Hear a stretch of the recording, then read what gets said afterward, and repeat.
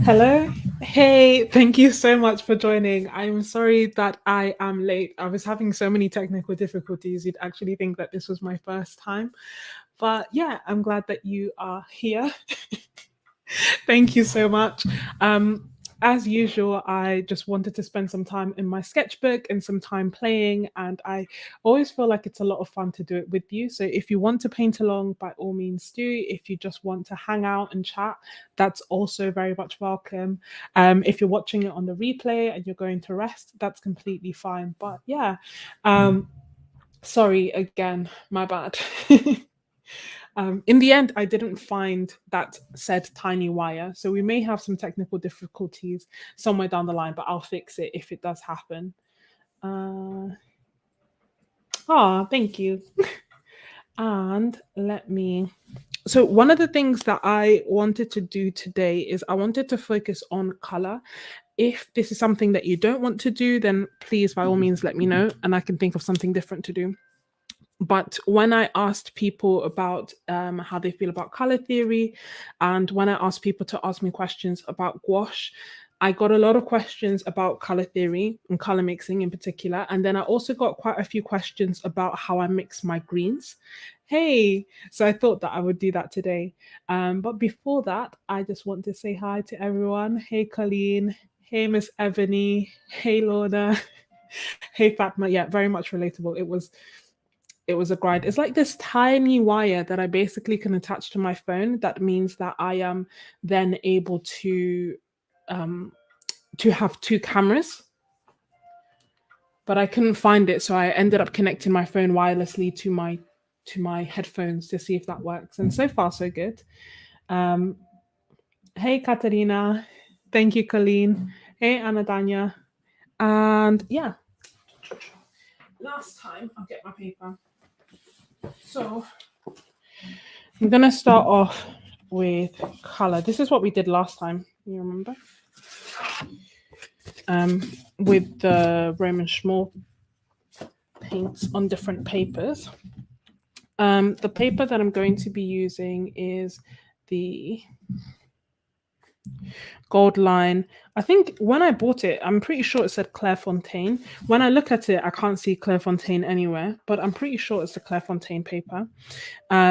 It's cold pressed. It had 100 sheets for I think £15. So it's like my go-to play around, mess around kind of paper. It's 200 GSM, so it's not too thick, but it is fit for purpose. So we'll start off with that. And also, usually I would do this in a sketchbook, but I find that for the sake of live streams, if I do it on a bigger piece of paper, then it's a bit easier for everyone to see. And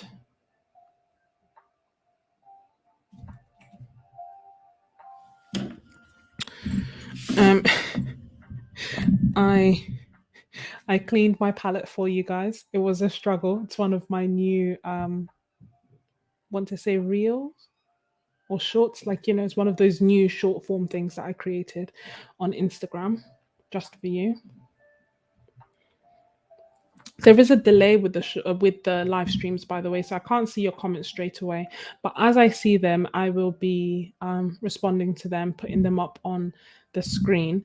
And as I say, I thought that this would be a good opportunity to just play around with color theory and then also to figure out how I mix screens.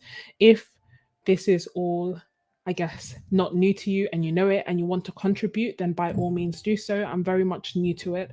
I pretty much tend to paint, draw, whatever I do by just trying it out and seeing what happens. I'm not really one to look into the theory, but I'm trying to do that more and more because I find that, or at least I feel like it will make it easier for me to explain what I'm doing to to people who are watching. Otherwise, it may be a little bit more frustrating. My internet is very, very slow. So if anything happens, please let me know. Hey. Okay, so just in terms of what I'll be using, I have my Winsor & Newton gouache. I then have two paintbrushes. I use either one of them, to be perfectly honest. This is the Graduate Mixed Media paints. I just use it because it's quite nice and stiff. It's not as stiff as an oil paintbrush, but it's nowhere near as soft as like a watercolor paintbrush. Holds a good amount of paint and it's quite robust. Like I'm quite hard on my brushes and thus far it's surviving. So I will keep using that. I like to have a paper towel to dab off the excess water to just help me with water control. And this is palette paper that I use for mixing. And then I tend to keep them so that if I don't know if you can see underneath, if I'm working with a similar color scheme, I can just go back to the same palette instead of like wasting it. And it costs £2 for I think like 20 sheets or so. So first thing that I think I'm going to address is like color theory and my understanding of color theory. No worries at all, Joanna. I was also late. Yeah, they are. They're really good. These Daler brushes. At least they're robust. They're fit for purpose. I find, especially for gouache. I don't tend to use it for my watercolors, but for gouache, they do the trick. So when it comes to color theory, and I'll catch up in the comments in a second. It's just I don't want to lose my trail of thought. I think, or the way that I find it easier to think of, is that there are 3 primary colors. But it's easier to think of them as the split primary. And quite often I find that when I'm asked, oh, which colors should I start with, or when other artists are asked that, I feel like quite often the answer is the same, and that is to start with the split primary and then work your way there. The idea is that from there you're able to like learn to mix colors, and you're able to make a wide range of different colors. I find that when I'm mixing my greens, which is primarily what I've been asked, I tend to kind of go back to the same or similar colors. Again, I haven't really given that much thought to it, but I think that if I were to explore color theory a bit more, then perhaps my colors could be even better, or I will settle back on the colors that I've been using anyway, and it will make sense. So these are essentially the split primaries, the yellow, the blues, and the reds, right? And the way that it helps me to think about them is to relate them to secondary colors. And the secondary colors are green,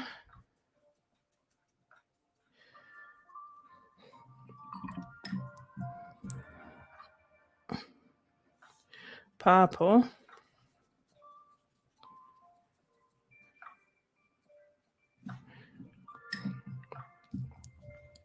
and orange. And although I have them in terms of, apart from orange, because I don't tend to use it that much, but although I have them already as like convenience colors, I do tend to mix my own greens, because I feel like this green, which is Winsor & Newton's, I think it's called like permanent green, I don't find it to be like the most natural of greens when I use it in paintings. I don't know, it's just so like, I don't know, it looks a bit funny to me, so I don't tend to use it. I tend to mix my own greens, or if I start off with it, I will mix it with something else, and then kind of take it from there. So in terms of what I mean by relating to them, is that quite often people say, is it a warm color or is it a cool color? And the way that I think of it is that warm colors lean towards red, cool colors lean towards blue, right? And they have the most polarizing.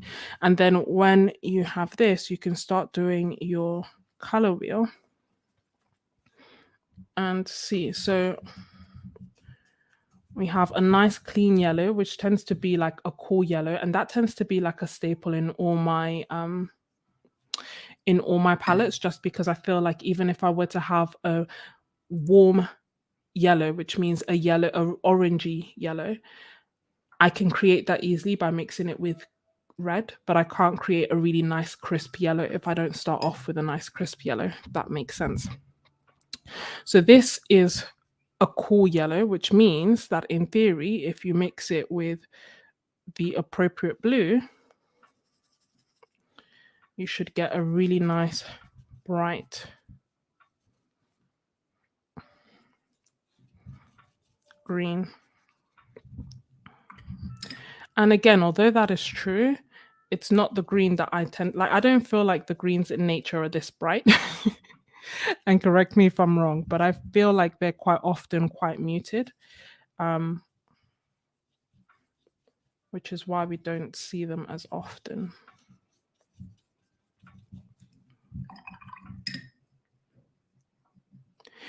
And that was by adding this blue.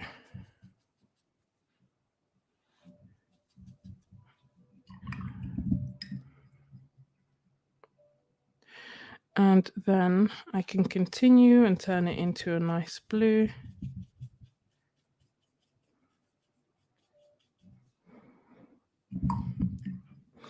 And then our like go-to or staple blue tends to be like ultramarine blue. And forgive me, I can't remember what they are called in the gouache set because I have the introductory set. So it's whatever blues came with them. So this is a warmer blue. This is a blue that's leaning more towards red, which means that it's closer to purple than it is to green. And let me see.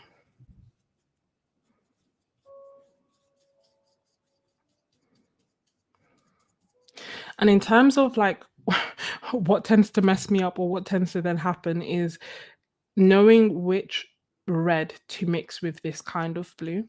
And what you want is to look at the two reds that you have or that you may have and see which one looks a little bit more orangey and which one looks a little bit more pinkish. And it's the pinkish one, which is the cooler blue, which leans towards purple. It's the orangey red that leans towards orange. So I want this red to make my purple. And I feel like the reason this is so important to me is because I went through a phase of really loving mixing purples, and for reasons unknown, they were just the ugliest purples known to man. I feel like and I can show you, if I pick the wrong red when doing these mixes, I end up going from having this like really lovely purple to brown, which is not the color that I was aiming for. And I never really understood why, because you get told, oh, you start with the three primaries and you can mix any color. And to be perfect, yeah, it's not true.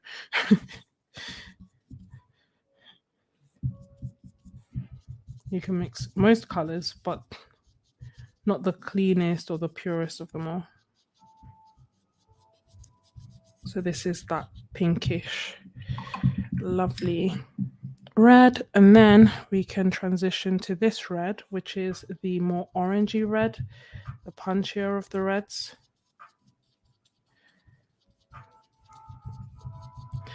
And this, when mixed with the warm yellow, which is the orangey yellow, will make a nice orange.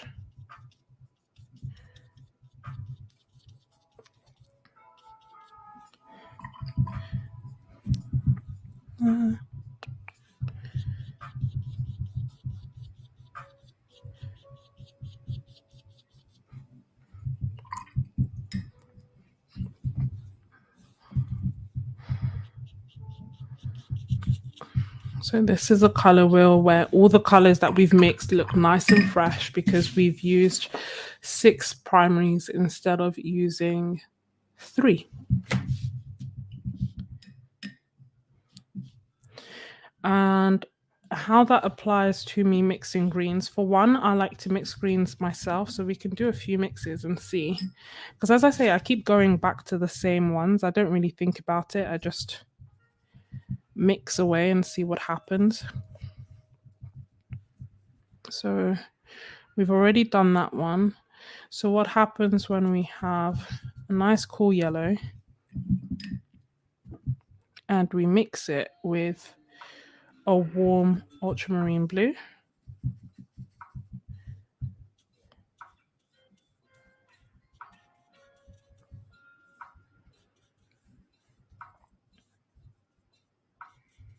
And this is what we get.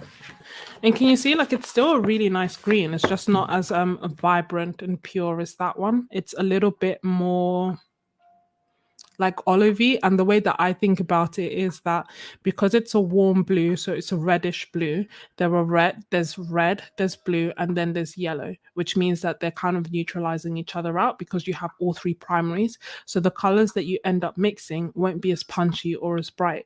And that's not necessarily a bad thing if that's what you intend, which is what quite often I intend. I think when I'm mixing, depends on what I'm painting when I'm mixing my greens. And let's see if we take a warm yellow and then we mix it with a warm blue. What we get.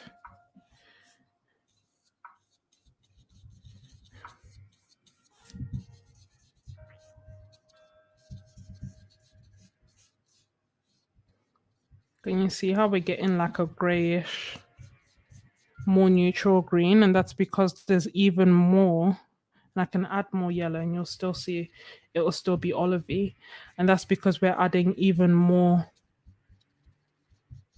I guess, red elements to it. And you see it. And following that, what other mixture do we have? We've done this and this, so we can do a warm yellow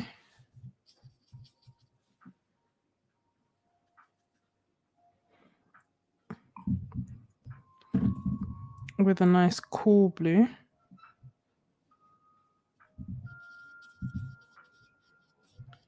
So greeny leaning blue and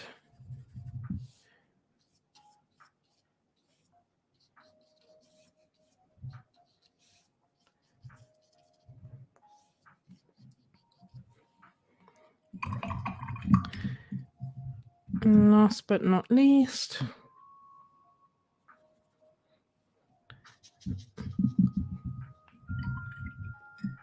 hey.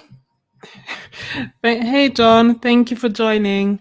Just talking about how I mix my greens. It was one of the questions that I got from, I can't remember who asked. I'll need to double check. But I asked a few people to ask me if they had any questions about how I paint or anything I create. And someone asked, how do I mix my greens? Need a bit more yellow.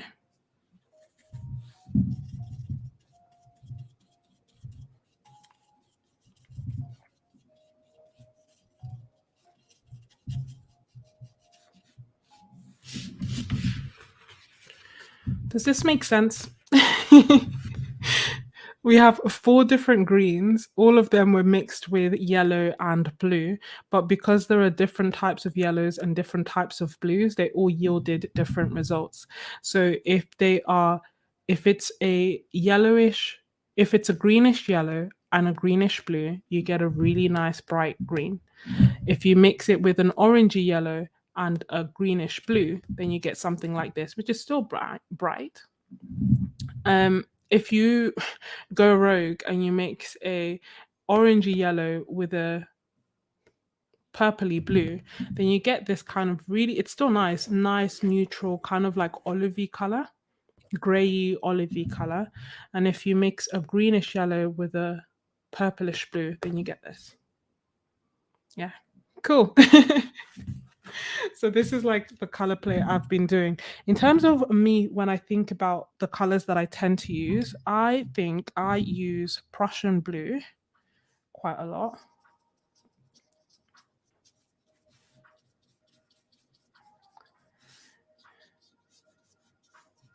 In place of my ultramarine, just to make like really nice dark greens. And I think that's the key difference. I don't tend to use this bright primary blue to mix my greens. I tend to use like warmer blues because I feel like the colors, the greens then look a little bit more real. And that is that. Now, in terms of what we do, I hope that makes sense. Thank you, Colleen. John, did you find any nice references? Uh, in terms of what we can do next, one of two options. One, I could do a painting of a landscape, or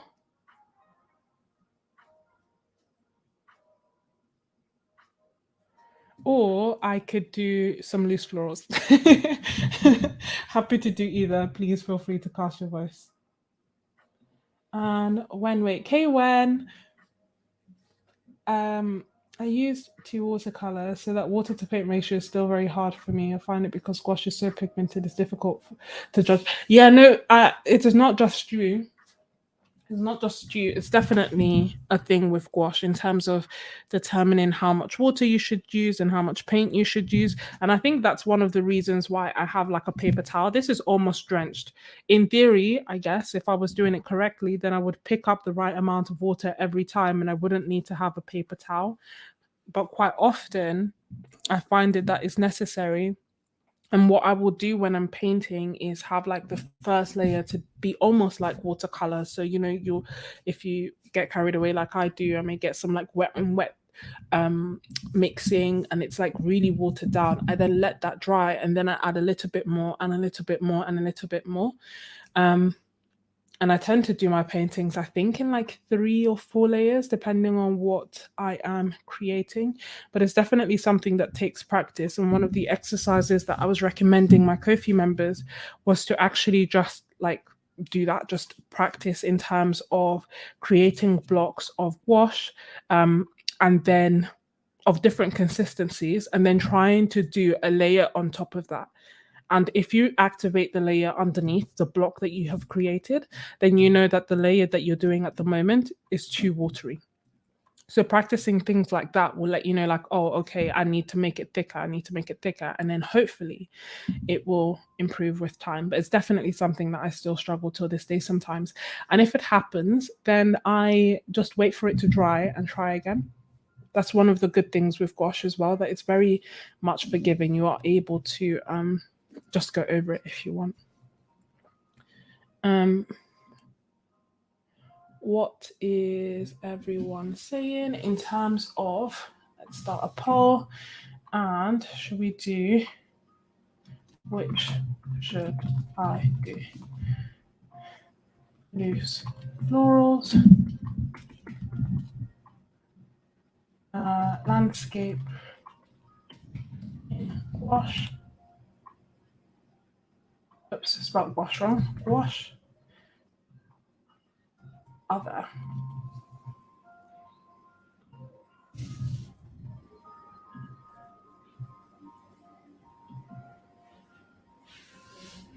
Ah, that's a good idea.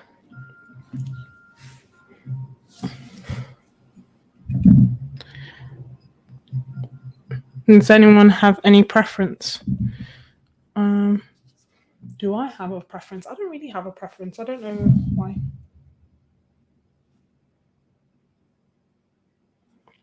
Oh, good. I'm glad that that helps. But yeah, so say for example, if you were doing in terms of the practice exercise, if you had done this block, you would then take another color of paint and go over it, and then go over that, and then go over that to see if you're actually getting the consistency right.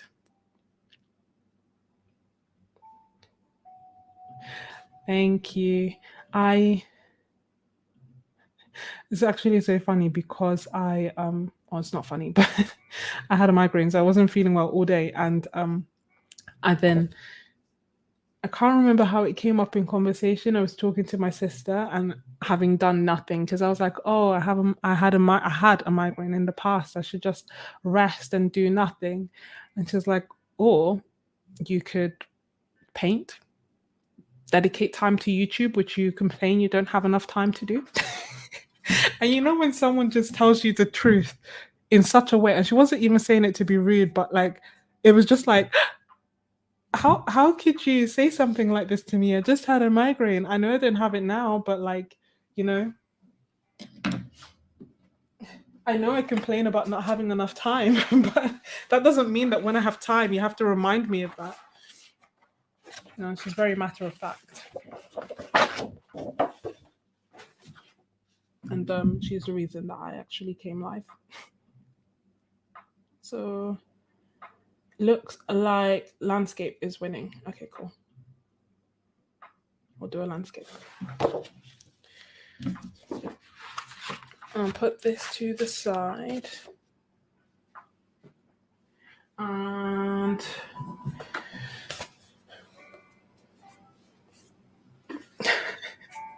for a second, I realized that if I was going to put my passcode in, which would have just flashed to the whole of YouTube. I trust you guys, but you know, it's a bit much. Trying to see.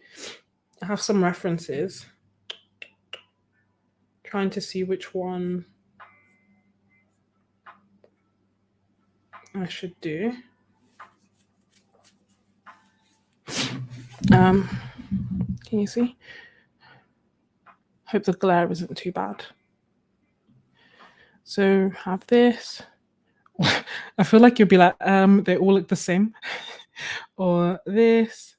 I picked them, to be honest, because I knew that I was going to be like focusing on greens. So I picked pictures that I felt had quite a lot of greens. This one has no greens, but I thought it was just so pretty that at some point I will try and do this painting without making it look like this is a fire. And this. I think which one looks. That might be hard to interpret. So, no. This one? I like this one.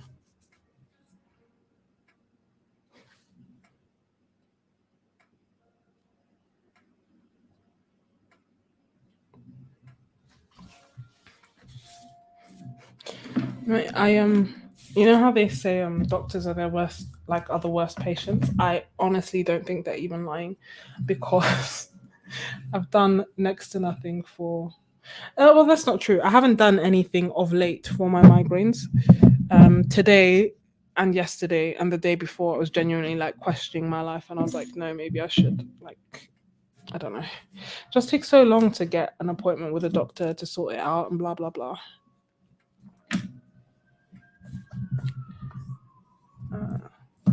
Okay, have you got a good view? Can you guys see everything? Can you see the paper, reference photo, mixing area?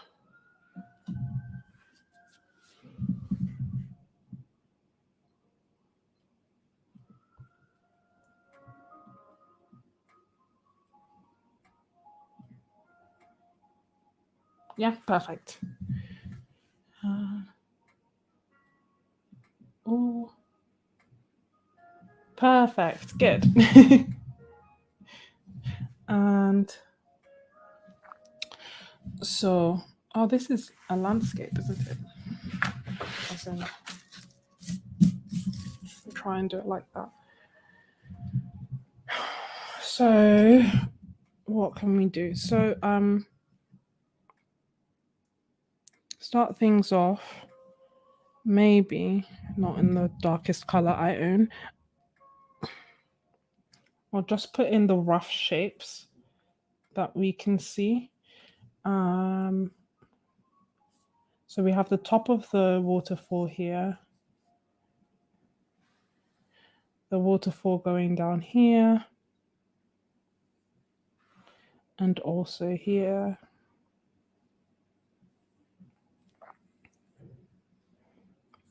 Ending there. And then we have some big rocks here. Another rock. Rocks. Another rock there. And rock here. Rock there.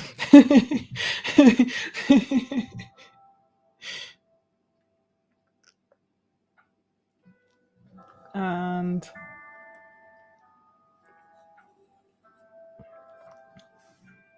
there, cool. Thanks, Joanna. Yeah, no, I should get triptans. It's I was on prophylaxis for it before, but I stopped because I thought they were getting better, but obviously I was wrong. And so I like to block in the rough shapes and then start roughly from the background and work my way forward. And the colors in the background tend to quite often be less saturated.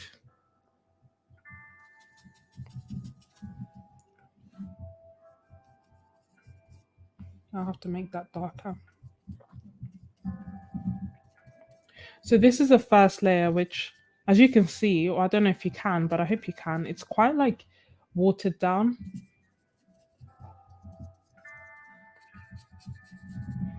Almost like watercolor.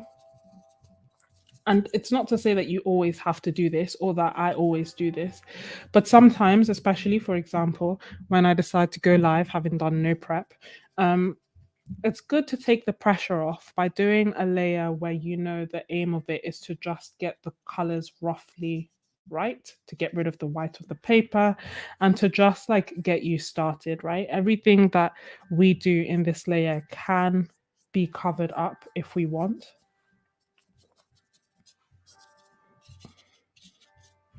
And that is what I love about gouache. So, as well as blocking in the shapes, I'm trying to be like mindful of which areas are the darkest areas, like here.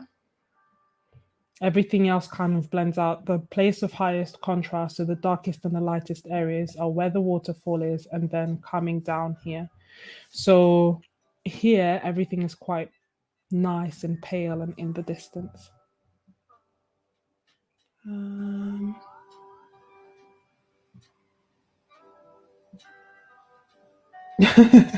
Thanks. Uh, yeah, well, to be honest, I didn't always go down with just paint. Something about it sometimes feels a bit rogue, even though I know that I can cover it up. Um, so I think it depends. But because yes, you 100% can do it, I figured it's easier than me struggling to go and look for a pencil while I'm live. Um, when especially given that I know I'm not, if it was something that was like super detailed, then maybe yeah, I would pull out a pencil just because I feel like it's different what you do. The way that I feel like painting and drawing are quite different. So if I wanted to get in like a lot of details, then I would draw first. But if I'm doing something like this, then I'll just paint in the rough details. Can you see how like they're blending here at the top? That's because it's all so wet. Can you see that? Just to show you in terms of like the consistency of the gouache at the moment, it's so watery that they're blending into each other almost like wet on wet. And sometimes if I like that, I will let that peek through in other layers. So I won't cover it completely. If I don't like it, then I will go over it later on. But sometimes it's nice to have because it just means that you're blending in the background and it just creates what I think people call soft edges. So it's a little bit more out of focus, which in itself can be quite nice.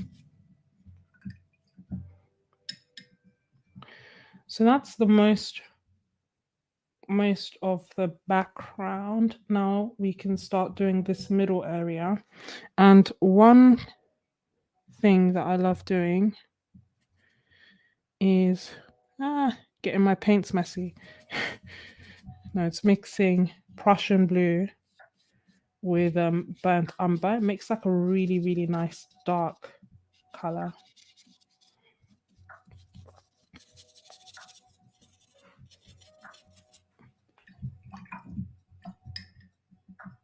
Is it like tea consistency? It's like tea consistency. Exactly. It's not quite as thick as milk. Milk would be the next one.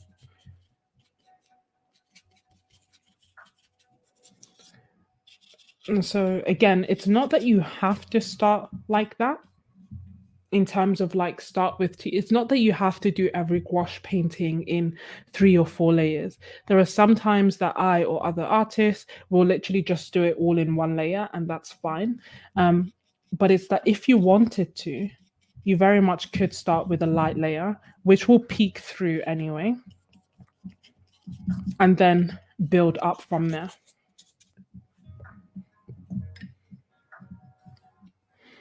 And let's add some yellow. See, can you see that my greens are like somewhat, I guess, dirty greens?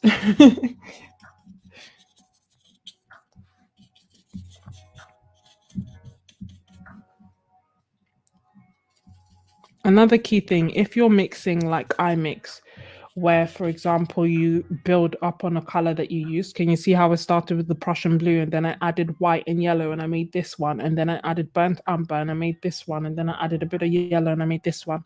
So I'm continuously building on the colors that I already had. And one of the good things is I think it makes the piece a bit more cohesive. You do risk having your colors become a bit muddy, which I was reading yesterday apparently isn't even a bad thing. So if that's what you want, that's good.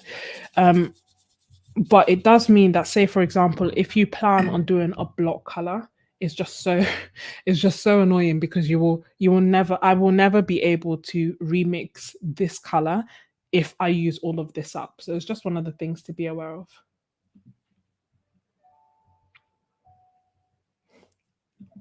Hey, it is evening here. It's 9 p.m. So it's probably one of my few live streams that I've done at a decent time. So I'm adding a bit more yellow.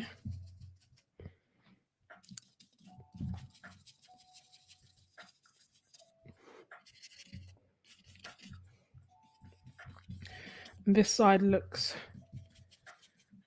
brighter than the other side. Also, I don't know why I'm being so stingy with my paint. All this dry brush effect that you're seeing is not is not intentional. It's just me being cheap.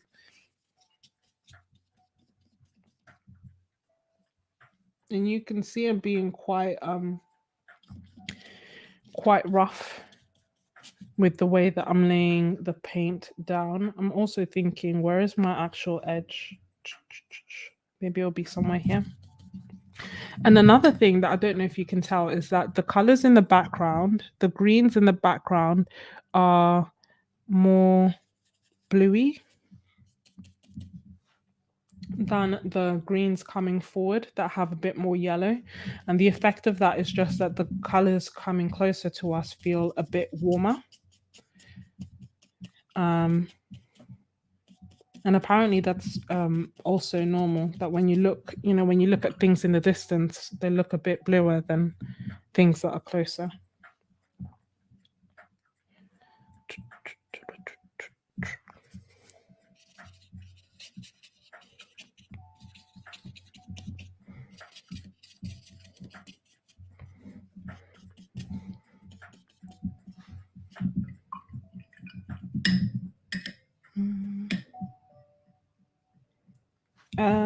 I have the Winsor and Newton designer gouache in my palette. It's the introductory set. So 9 of the colors are the introductory sets, and then the other colors that I got that are outside of it, I believe, are the raw sienna, burnt umber, magenta, cobalt turquoise light, dioxazine purple, Prussian blue. All the other colors came with it. And also, I think I have a titanium white and I have a zinc white. I don't feel that passionately about either of them to know which, to recommend one over the other. The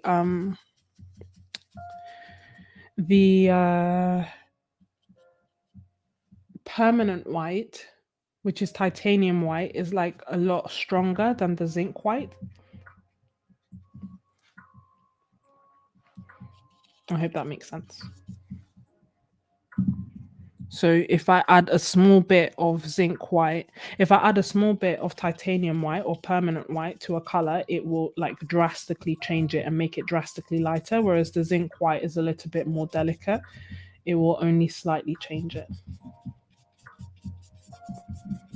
So I'm just working my way down, blocking in the colors, the main colors that I'm seeing in the painting or the photo rather. So I'm seeing quite a bit of yellow here because it's in the light.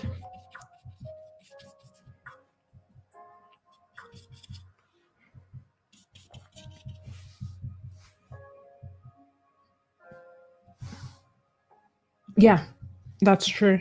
So because zinc white will only slightly change your colors, you can mix it and make nice kind of delicate transitions in colors, whereas titanium white will completely overpower a color. So it's nice. So I think it depends on what you want to use it for. If you like using highlights and you want a white that will kind of shine through and won't have like that halo effect and won't fade, then titanium white is better. If you want it for mixing and gentle transitions, then zinc white is better.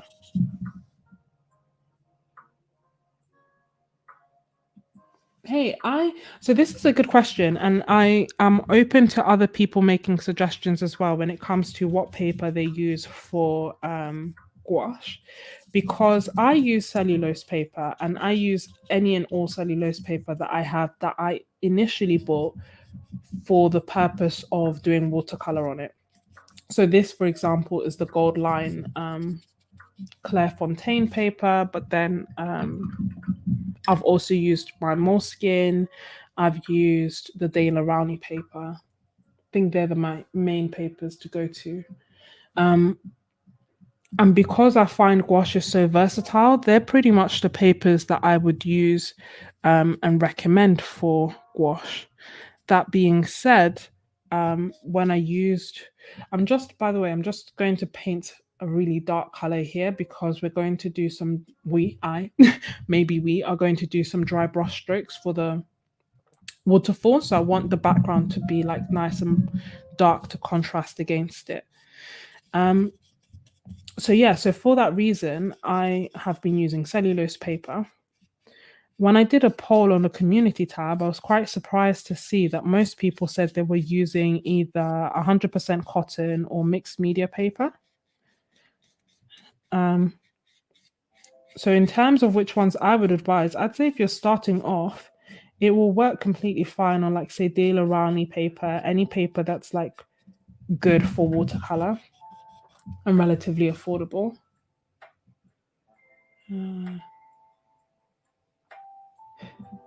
Thank you so much for joining Inkworks.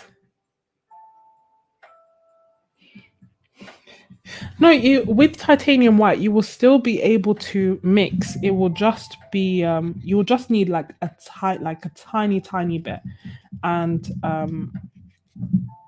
in terms of like mixing it, and you'll also be able to use it for highlights. So for me, really, I have both of them in here, and I use them both interchangeably.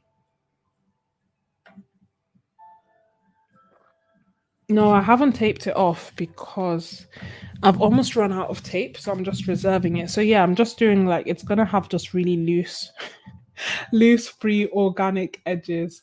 Um,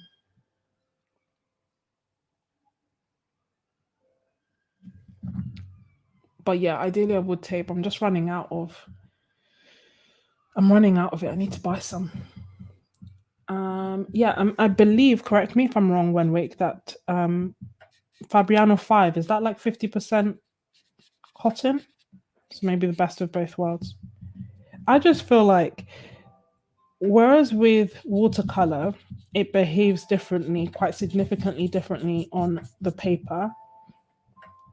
I feel like gouache doesn't behave that differently on the paper that you're using. The only thing that you don't want is paper that's going to the thing that you want is paper that can handle wet media. So you don't want any paper that's going to like start feathering, which is why I feel like watercolor paper works nicely for it. Um, so what I've been doing again, probably because I'm cheap, is reserving the 100% cotton for my watercolor and just using the cellulose paper for my gouache. Um, I should say that when I did use 100% cotton on gouache, it was nice. Like it did feel nice. Um, I just didn't know if it actually made that much of a difference to the painting itself. It could be because I didn't like the painting in the end.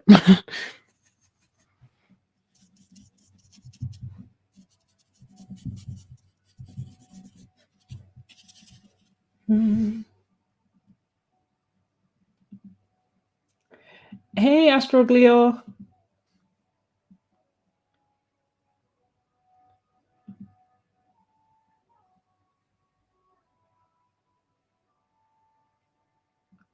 Strathmore. See, I think the general gist is that everyone uses different different papers, and gouache handles like gouache is fine on it. Um, Joanna did give me the great idea of trying to like compare all these different papers to see if I personally can see or feel or recommend one over the other. So I will do that. Unsure when as of yet, but I will do that. Just to cast an opinion, she's piqued my curiosity. I know I haven't used them yet.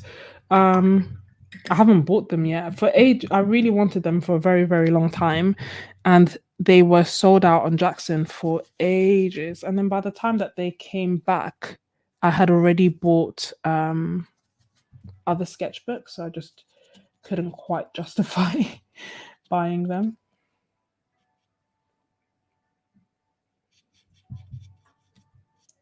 But they are a paper that I want to look into. What's even more annoying is that I went to Amsterdam a few years ago and when there, walked into an art shop and saw them. That was the first time that I'd seen Stillman and Burn, and they were on sale. Um, but I didn't, because I didn't know the brand and I didn't know them well enough. I remember like contemplating should I, shouldn't I, should I, shouldn't I, and in the end I didn't get it. I literally just cleaned my gouache palette today, and you will see by the end of it, it will look exactly as it did before I cleaned it. Mm, yeah, I've also used when I did the 10-hour challenge. That was on my sea white sketchbook, and that was actually really nice. In that it didn't buckle, I was able to layer. The colors look nice and vibrant. And there weren't like I find sometimes with moleskin, there'll be I don't know if it's a sizing or if it's the way I've handled the paper or whatever. Sometimes it's not the way I've handled it. There'll be like patches where the paint doesn't lay properly, but I didn't have that with the sea white. At least not in the 15 pages that I used or 24 pages that I used. Okay. Should we do some muddy greens?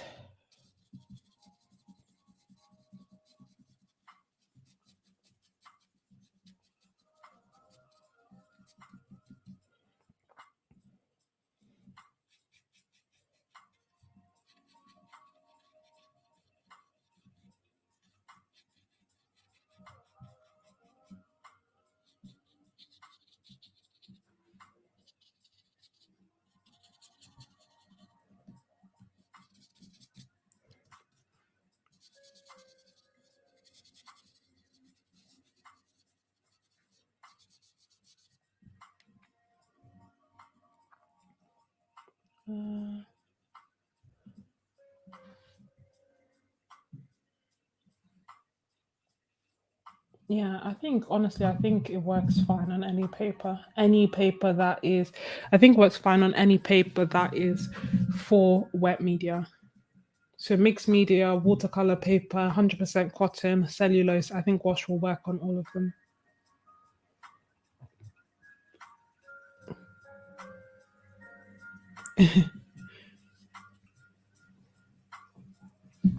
Yay! I'm glad that I'm inspiring you to do that.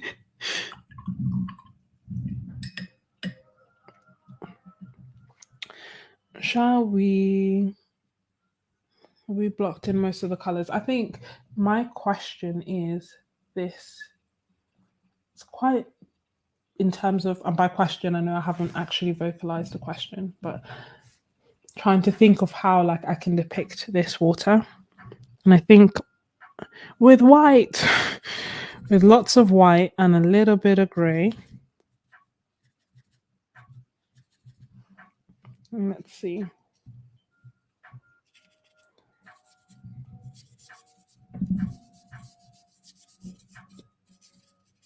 Maybe a tiny, tiny bit of blue. Whoops, too much blue. More white. Can you see how much trial and error goes into this? Still like got a bluish tinge to it, but I think I want like a slightly warmer bluish tinge. And also you'll note that I am using like lots of different colors in the water. Well, you know, can you see that?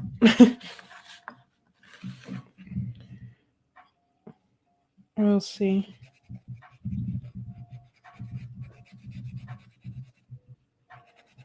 Because I want it to be bluish, but I want it to be whitish, but I want it to be grayish. Basically, I guess I can't fully interpret what colors I'm seeing, so I'm including all of them.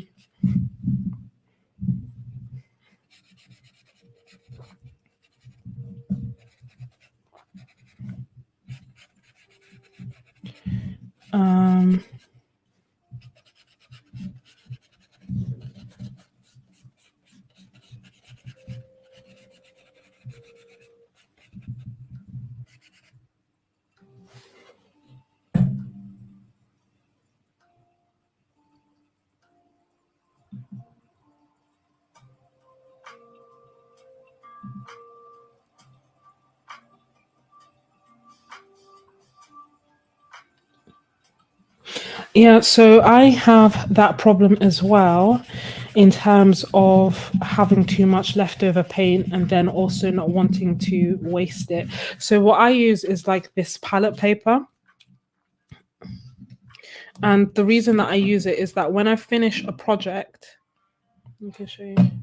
When I finish a project, I keep, unless it's like the paper's completely ruined, I keep it so that when I go back and I'm doing a similar color scheme, I can then use that paper again. Sometimes when I'm doing like, if I'm doing live streams or I'm doing a video, then I will use a fresh piece of paper because I feel like otherwise it's confusing for people to see like so many different colors and know what I'm picking and what I'm mixing. But if I'm just painting on my own in my own time and I know that I'm going to do like a forest or lots of greenery, for example, then I will just go back to that palette. And because it's gouache, it will reactivate. And I'll be able to use all those colors again and use them in mixing, etc., etc. Not always doable, but that's kind of been the way that I can get around, or I've tried to like get around wasting, avoiding wasting all that wash. I think especially knowing, you know, that you can reactivate it. That's the thing that like is like, oh, if I throw it away, then this is all paint that I could have been using. And if you don't want to use like a palette paper, the alternative could be I've seen some people do it more so for watercolor, basically having different palettes for different color schemes. So if you don't you don't mix in as messy a way as I do, then you could have like a palette for your reds, a palette for your greens, a palette for like the main colors that you use. You wouldn't be able to do it for every single color. And then those are the palettes that you kind of bring out and you keep going back to. Sometimes I've seen like these cute little circle dishes. So then you would use like three of them to do your painting, for example.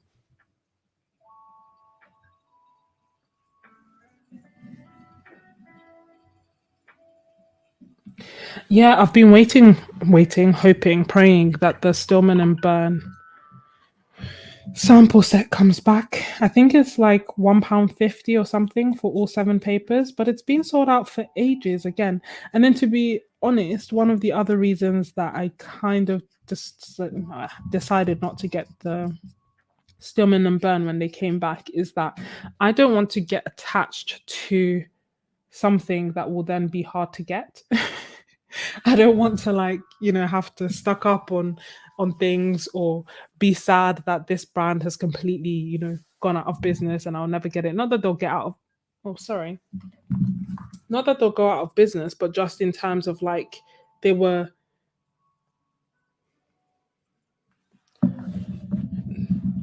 there were no sketchbooks for weeks, if not months. I was like, well, if I can't get it from Jackson's, where can I get it from? Um, Same. I haven't done that much painting in acrylic wash, unfortunately. But I would use the same paper, as in like cellulose paper or 100% um, cellulose paper, watercolor paper, mixed media paper. I personally, I still wouldn't use 100% cotton. It just feels like such good paper. I don't know if gouache. I don't know. When I do that video, I may end up eating my words and saying that actually, guys, there is such a massive difference. Until then, I'm like, nah, gouache will handle any paper as long as it's made for wet media. And the reason I keep saying that is that I don't feel like you should go and get like sketchbook paper. It will still work on sketchbook paper, but it's just so annoying, when you get like that feathering.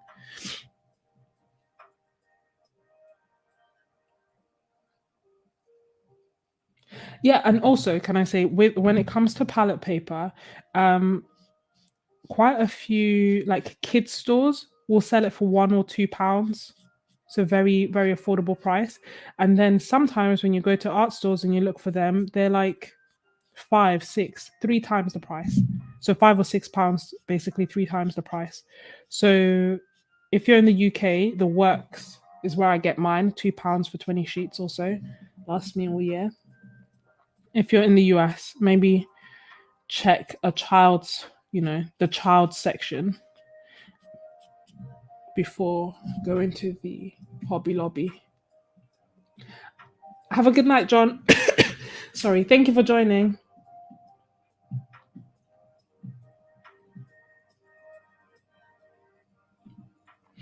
Oh yeah, I have this problem too, and as I think Wen has just said, it's normal for gouache, but frustrating for painting.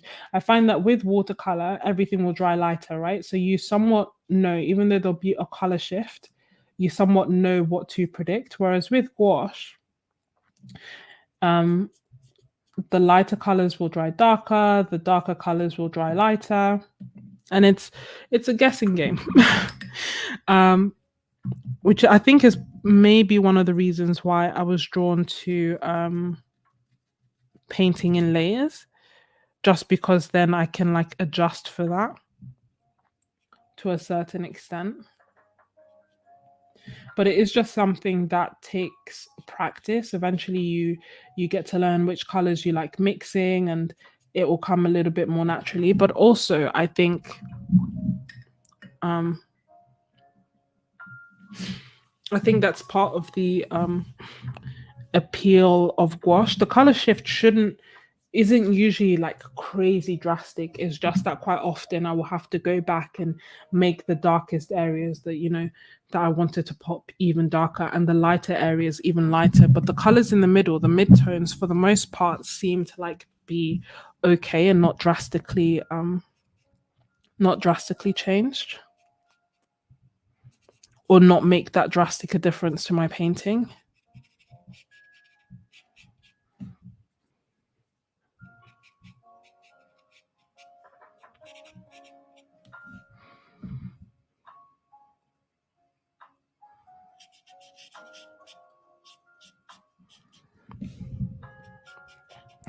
Just gonna do the trees and that in the background.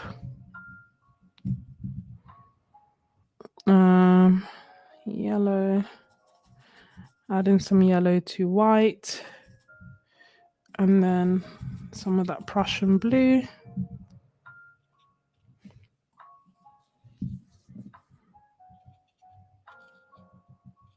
And it feels too cold, so I'm adding a little bit more yellow. Maybe I'll try some of that orangey yellow and see what happens. Yeah, so we get this like nice olive color. Because I wanted to I added white because I wanted it to I didn't want it to stand out that much from the background. But at the same time, I didn't want it to be the same color and I didn't want it to look completely blue. But let's add a little bit more blue. I think when it comes to painting foliage, landscapes, all this stuff, and adding lots of green, having lots of greens, variety is the spice of life. Mix up as many different types of greens as you can. I prefer to have a firm brush for gouache. And I think that was the one thing. So I don't know what is the correct brush to use for gouache. But for me, I personally prefer a nice firm brush. So the etcher brushes are nice, but they're quite soft. So by all means, you can still paint with them and things. And I don't know if that's actually how gouache paintbrushes are meant to be. And I've just grown accustomed to the wrong type. But I just feel, especially because, excuse the siren, sorry, especially because sometimes you end up layering such thick paint. It's just easier if you have a brush that can actually handle its own and keep its shape when you're doing that. And I feel like it's just a bit too hard to do that with a watercolor brush. Possible, but I find it harder. One of the good things about having a watercolor-esque brush, one of the key things that I noticed with the etcher brush, for example, is that the water control is slightly different in that you can use water. Your one paint stroke goes further, is what I'm trying to say. So because the brush is holding onto water, you don't have to dip into water and dip into paint as much as I say have to, because I'm using a brush that doesn't hold that much water. So that was like a pleasant, nice surprise. But for me, it didn't outweigh the need for a firm brush. Yeah, definitely do. That's where I got. Is there anything else that I get from them? I think when I started off, I got their brushes, but I don't actually recommend them because this bit of the brush just completely flakes all the time.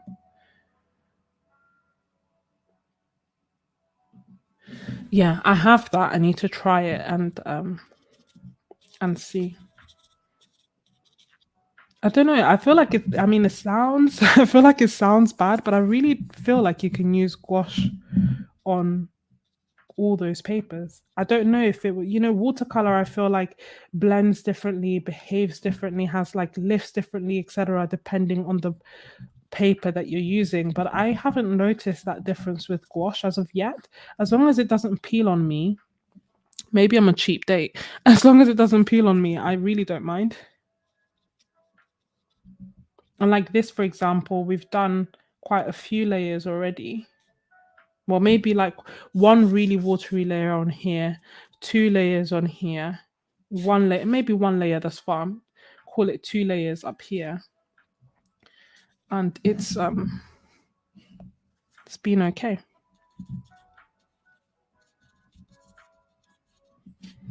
Just roughly putting in some foliage. Let's see.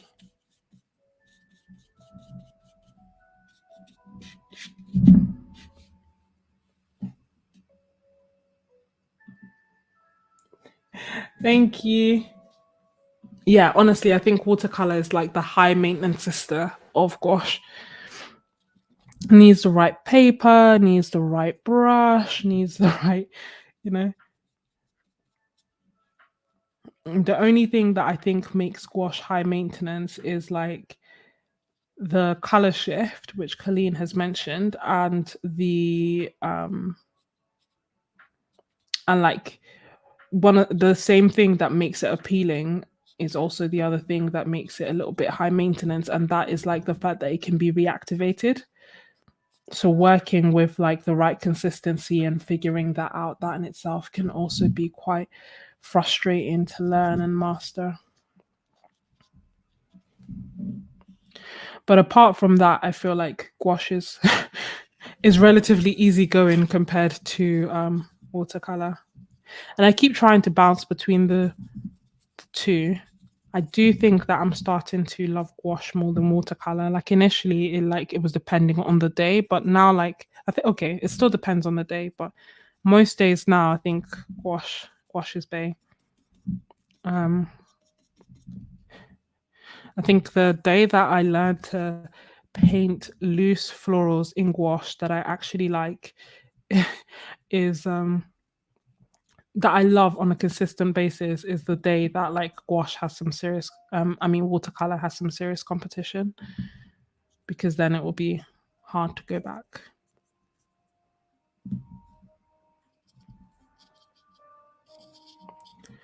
So for the foliage, I'm literally just trying to do like rough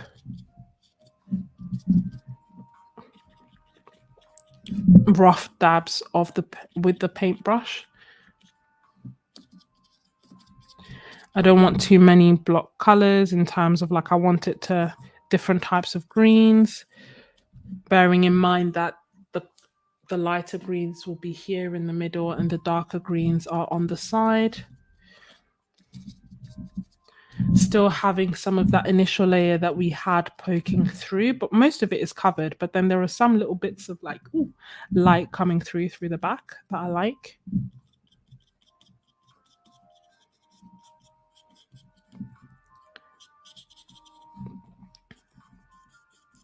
I just don't want it to have too much distinct detail, because I don't want it to like be pulling attention from the main event, which is everything down here.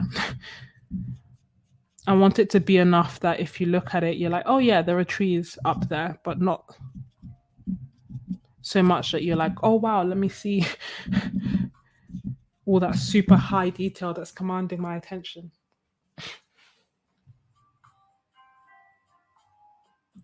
Gouache felt more high maintenance when I started, but now it's somewhat more predictable in its unpredictability. I feel like with watercolor, sometimes I really don't know what's going to happen. I don't know if it's going to turn out right or whatever. Whereas with gouache, and maybe it's also a mindset thing, I feel like with gouache, I know I can layer it over the top. So all will be okay. I'm just contemplating how much detail I should add, because I almost like how nice and plain this is, but at the same time, it's perhaps too plain. So we can let's start adding some more details.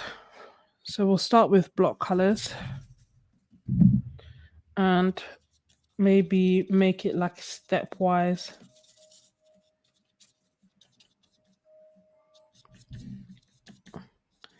Ladder like that.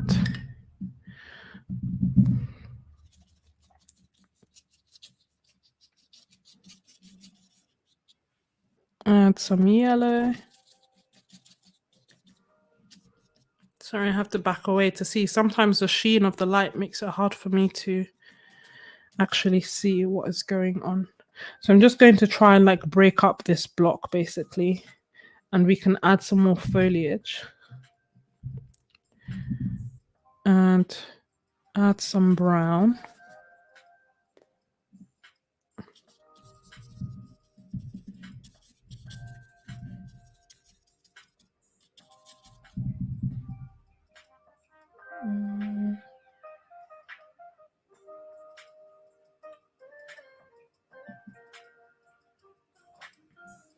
The right balance between water. Yeah. I'm not great at balance either, which is why this is here by my side every time that I paint. And to be honest, also when I do watercolors. But yeah, it's um I think one thing that can help with that, as well as the exercise that I was talking earlier about, just like blending, is to just work on 2 layers initially and then build up to 3 layers. So be like, oh, okay, for this painting, I'm going to do 3 layers of gouache, where I do one that's like very watered down consistency. The next layer is going to have a bit more oomph to it. It's going to have a bit more paint, less water. And then the last one is going to be primarily paint. I'm just going to add enough water to be able to move it around.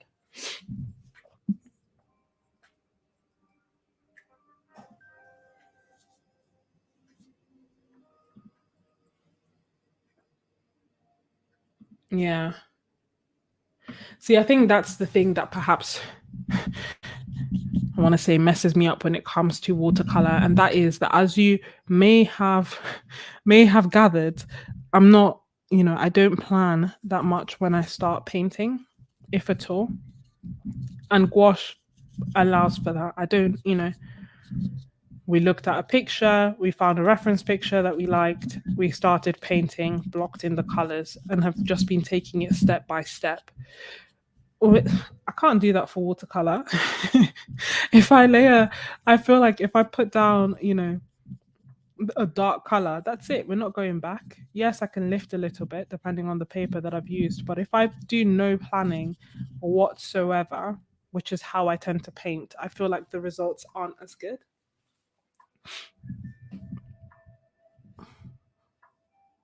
We're in comparison to gouache, that in that respect is a little bit more forgiving, because tell you now, we did not do enough prep for this.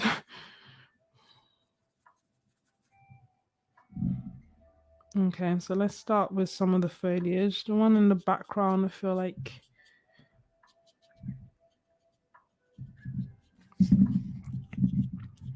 won't stand out very much, just different colors, different blades.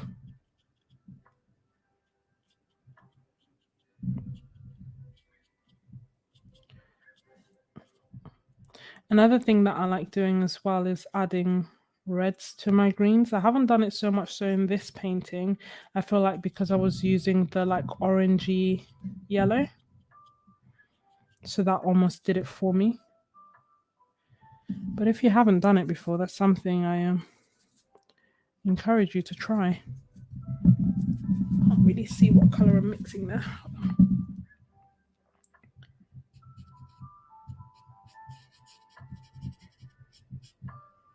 I want to like do this foliage,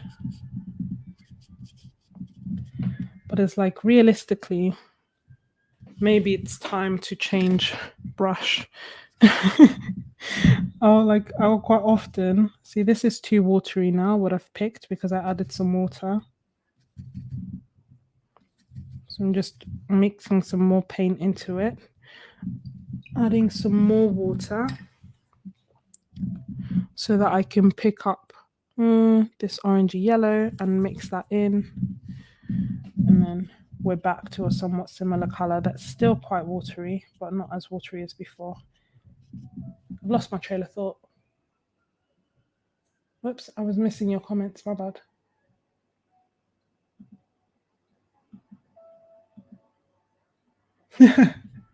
Thank you.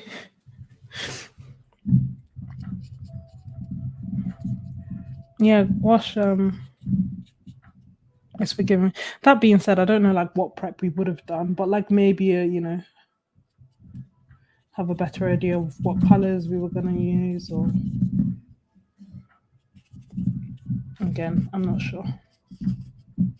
I feel like if I started doing all that, I would end up procrastinating so much that I wouldn't actually paint. My initial intention was to start this live stream a long time before it actually did. And then, obviously technical issues, lost certain things, procrastinated a little bit, and then it was later. Time had like flown by.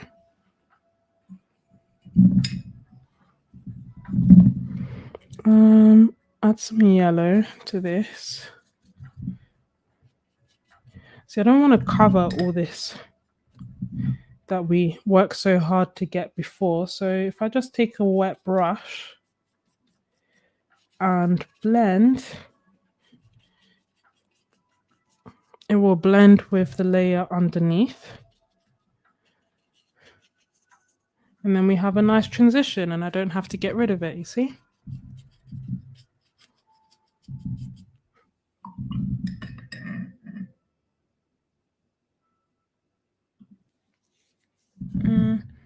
Hey, welcome.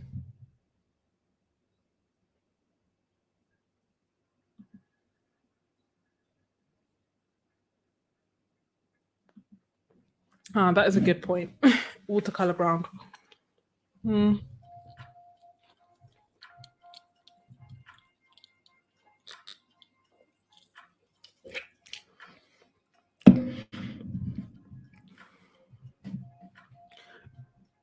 It's surprisingly helpful being able to see this painting on the screen, because I can see that as much as I like this area here, it doesn't really make sense.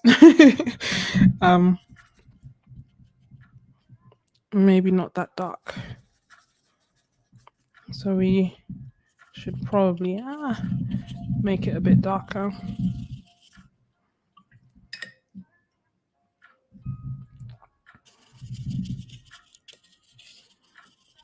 And just leave the edges that golden yellow. And add a bit more of this.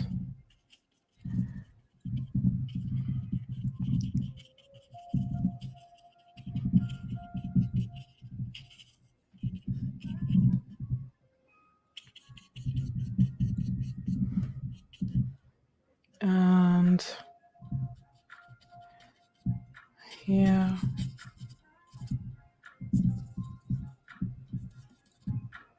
Who knew? I guess it's the equivalent. Looking at the screen is the equivalent of like taking a step back and looking at your painting. Thank you so much.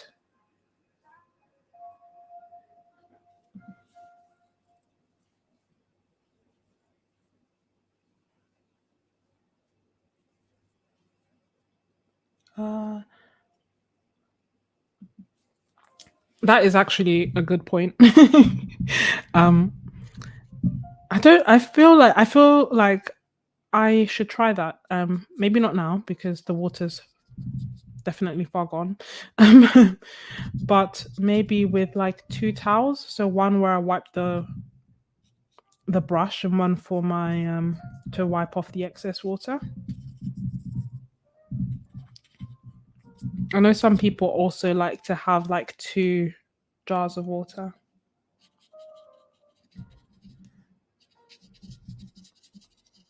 For that same purpose.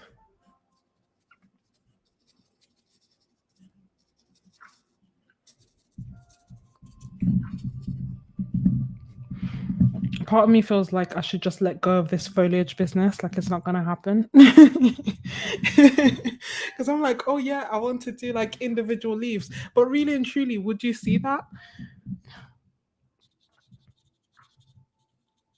Would we see that? I don't think we would.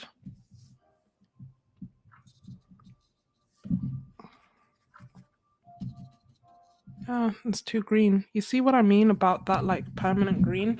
The pre-mixed green is just it's a nice green. All colors are nice, but it's just such a bright and unnatural color, which is an interesting thing to say for a green.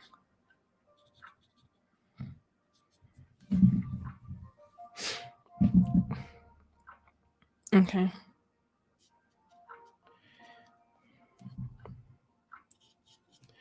You know what? I feel like I'm getting caught up in details that aren't adding much to the painting. So let's make big differences. Let's do the waterfall. And for this, we're going to do some dry brush technique where take the paint, wipe off the excess water, normally recommend having a practice sheet. I feel because my waterfall isn't going to be like a small area, so I can afford to have some blocks of color somewhere. Um, yeah, no, like the details are just killing me. Yeah, you absolutely can use a water brush for gouache. I haven't done that. Why? Why haven't I done that? I don't know why I haven't done that, but yeah, you can. So because I have like quite a wide area, and I know that some areas will be like dry brush, other areas will be like blocked in. I'm happy to risk it for a biscuit and see what happens. So first brush stroke, nice and dry. Can you see that? Look at that. A1. Um, and I'm just gonna do a few more, just going down like that. Don't want it to be all block like that. So for the most part, it's like 3 streams. And then maybe we'll do like another tiny stream here on its lonesome. And because we wiped off that water, because we used, I think, a zinc white, it's going to fade. I don't know if you can see it already that it's getting grayish. Can you see? Hey, Helen. You're welcome, Joanna. I am always happy to answer. It's not midnight. It's not 3 a.m. I think that was the most ridiculous one. Like when I started it at 3. And for me, it was okay because I was like, oh, that's fine. Everyone in America will be awake.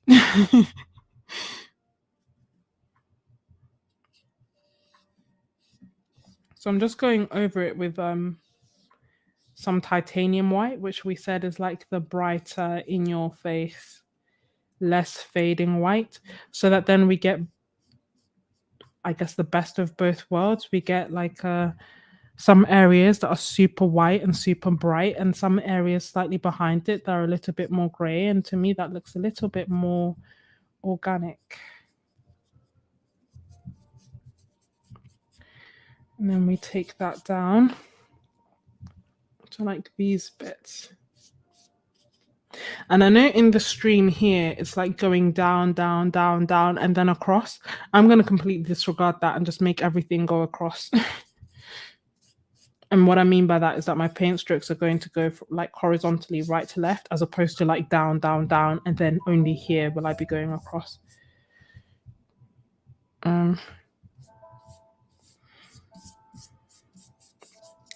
And to me, where I'm using dry brush is where there's like a little bit of turbulence, where there's a bit of movement in the water.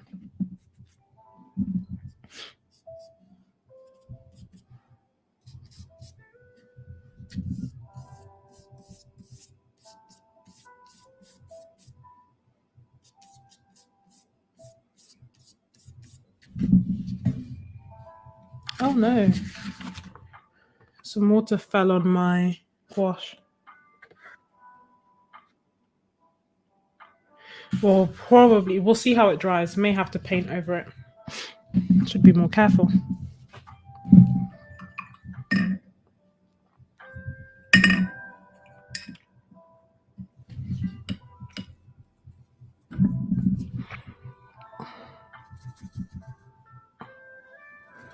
Then I want to separate this from that.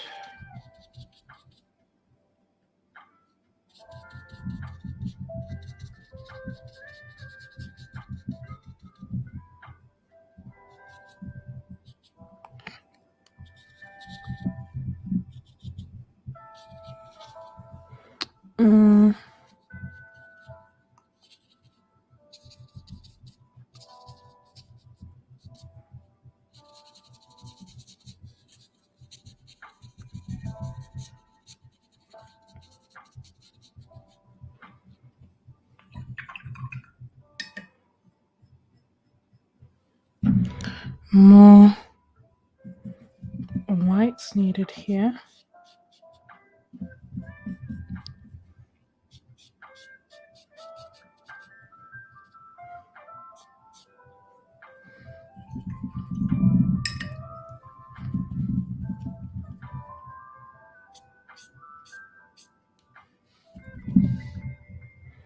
And then I can add some more greeny yellow here.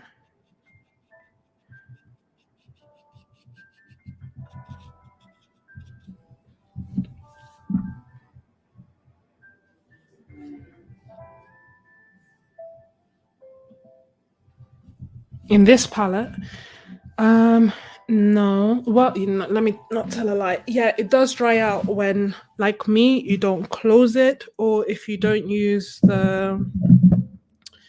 It comes with this rubber thing. Can you see? It comes with this.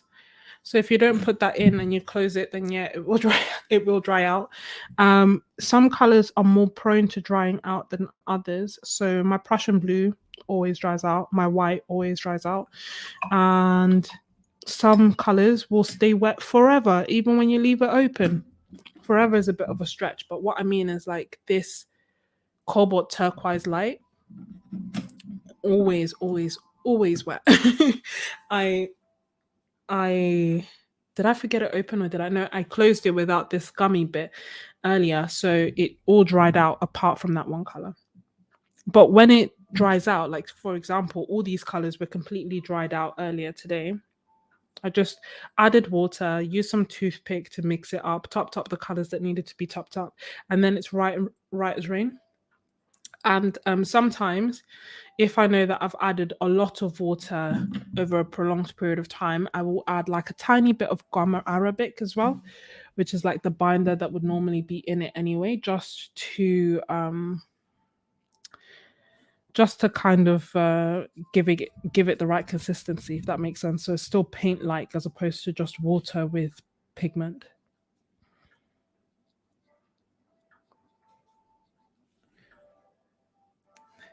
Thank you, Colleen. Oh, I wish. I really, really, really, really, really wish. But honestly, I don't have any planned anytime soon, unfortunately. I keep looking for like with Malta, it was like a like I want to say family holiday. Yeah, I guess it was like a family holiday. Me, my sister, my mum, were going for a wedding. Um, I do keep looking on like Skyscanner to see if there are cheap flights to somewhere that I can afford that has somewhat nice weather. Um, but so far, where I've seen like, even if I've seen like really nice flights, I then check for the hotel prices and they are ridiculous. So I haven't been able to find anywhere yet, but I'll keep an eye out because I do love traveling. Um, but no, I would certainly love it. I love going to Italy. I love this point. I'd go anywhere warm, really.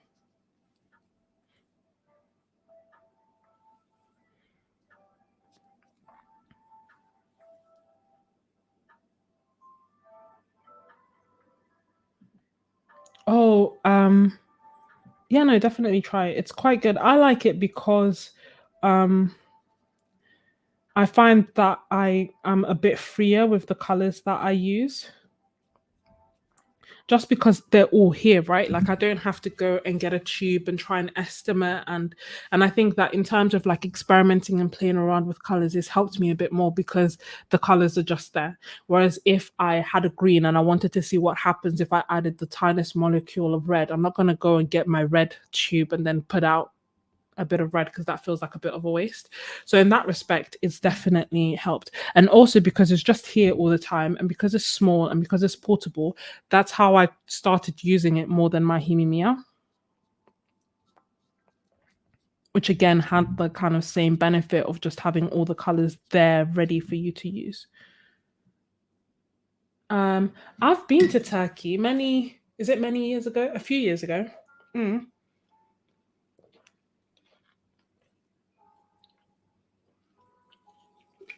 I I went there by accident.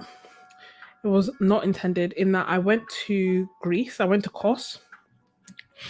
And when I got, was it when I got to Kos or the day before I got to Kos, I was looking for hotels and I didn't like the hotels in Kos.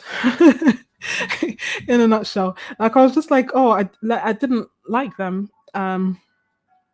So I was on Booking looking, and then I started seeing really nice hotels, and I was like, oh, where are these hotels? And it said it was in Bodrum.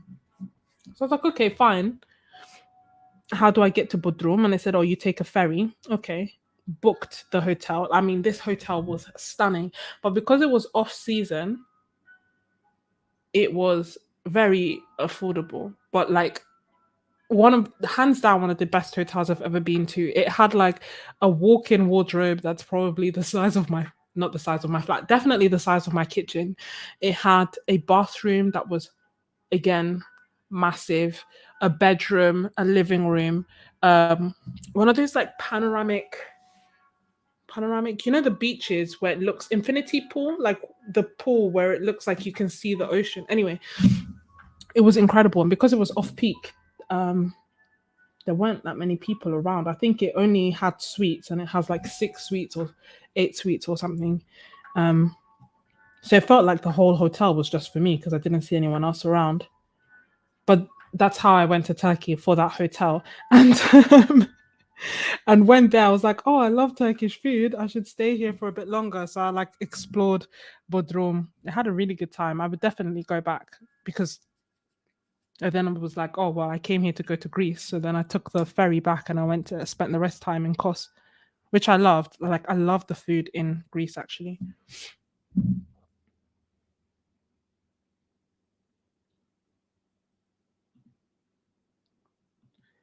Yeah, it's really nice. I love this palette. And yeah, the Prussian blue must be something in it. I even tried adding more gum arabic and blah blah blah. But I think it's just like the way it is. Like even now, it's somewhat like it's drying out. But I don't mind it too much. It just means I use this bottle and I just spritz it when needed. Although that bottle isn't working anymore, so I need to buy one. I don't know why, but look, can you see? Nothing happened, and then it stays down, and I have to like lift it up and then spray again, and nothing happens, and then I have to lift it up again and then try again over and over. It's ridiculous. Um, so I'll look for a different one. I think I even got it from Jackson's. It wasn't that like I bought it from like a cheap, dodgy place or anything.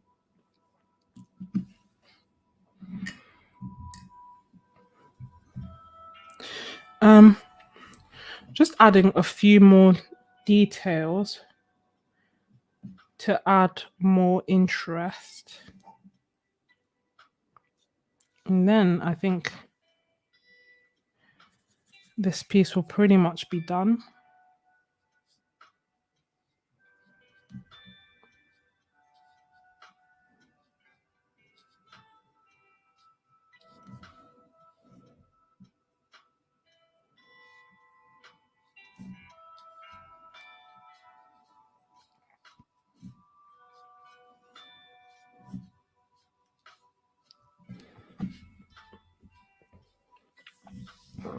Yeah, I'd be open to getting the bigger one. Although to be fair, when I first discovered this palette, I actually discovered it through like creating cute art. If you don't know her, you'll like her channel. She's really nice, really sweet. Um, and she creates like really cute art. But she basically had this palette, and when I saw it, I was like, "Oh, this is phenomenal! I need to find it." And I took ages to find it. Couldn't find it anywhere. And then eventually, when I did find it, I bought quite a few. So I have to use them. And I bought quite a few because I was like, okay, I'm going to. It has 16 wells, of which the four corners are um slightly smaller than the rest, but the rest could probably hold like 5 to 8 mils. Um, so I thought, okay, I'll use it to put my Himimiya gouache in it. I will use it to put like other gouache, other palettes. I'll have like a travel palette, a summer palette, you know, girl can dream. Um, So I still need to unearth those and use them before I consider getting any more Stay Wet palettes.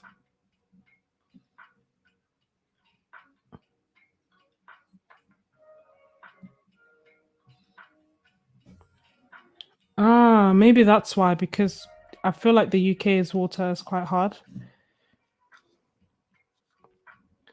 Um, because there's no reason that that should keep happening. And yet it does. Yeah, it's helpful. I mean, because my spray bottle wasn't working, I just used my paintbrush. So clean paintbrush and dip it in water quite generously and then let it drip into like drip and then drip and then drip, go back and forth um, until it has enough water and then repeat as necessary. And that works as well, but obviously it's a little bit more fiddly.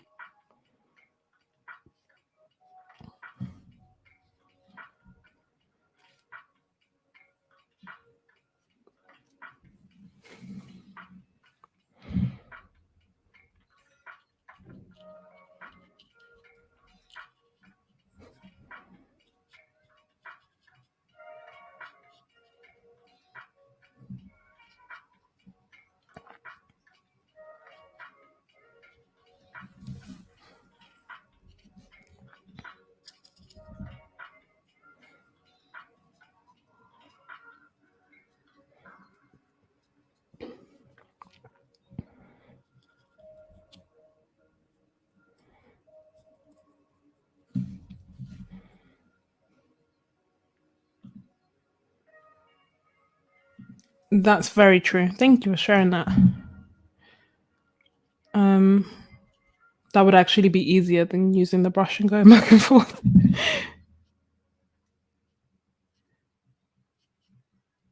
Or a pipette, like you've said. So there are plenty of ways.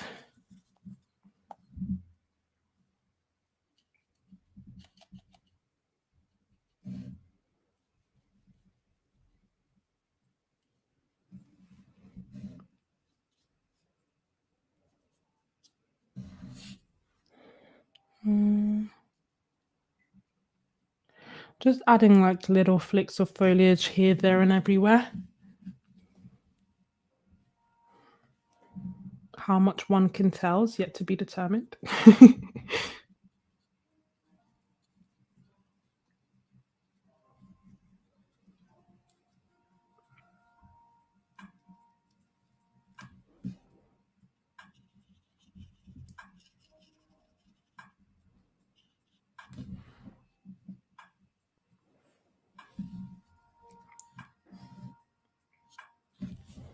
Mm.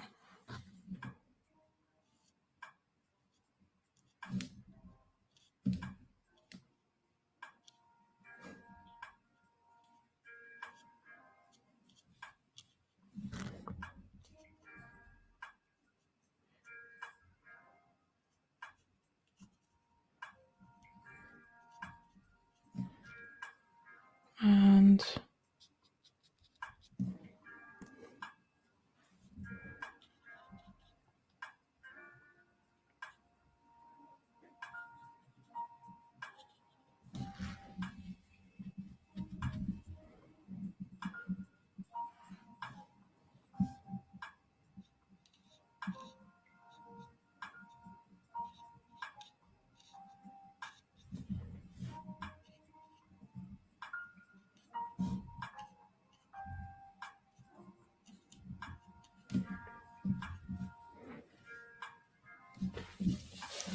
what do you think?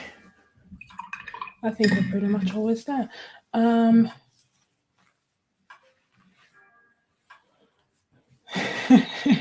That's a very good idea.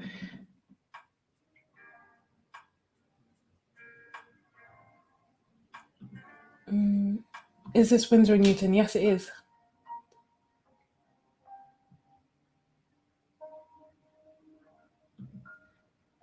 Yeah, I do use them. Where are they? Where is it, rather? I normally have one on my desk, but I tipped over my desk earlier. Here it is. So these are like water brushes. I assume this is what you're talking about.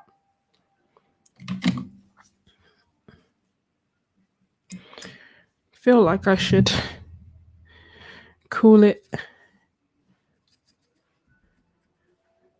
with the painting.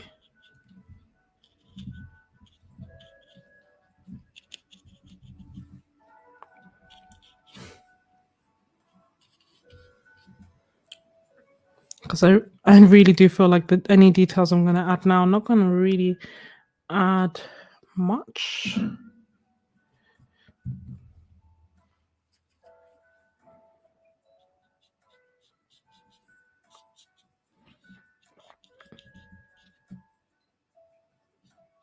Maybe they even think any paint's coming out. Thank you. Thanks, guys.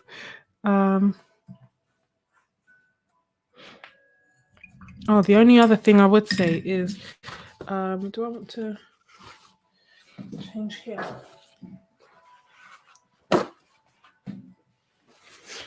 So some water fell here. And I find that when that happens, I can't wipe it off straight away. Just have to wait for it to dry, and then I just go over it. If anyone has a better way of dealing with like water droplets, please feel free to share. But I found that sometimes if I try to like lift it up straight away while the paint is still wet, it just takes off all the gouache and I'm left with a white area.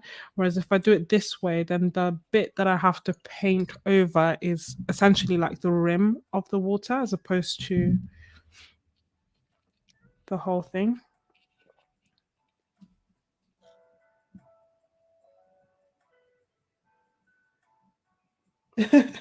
Thank you. Oh, thanks. That is a good question.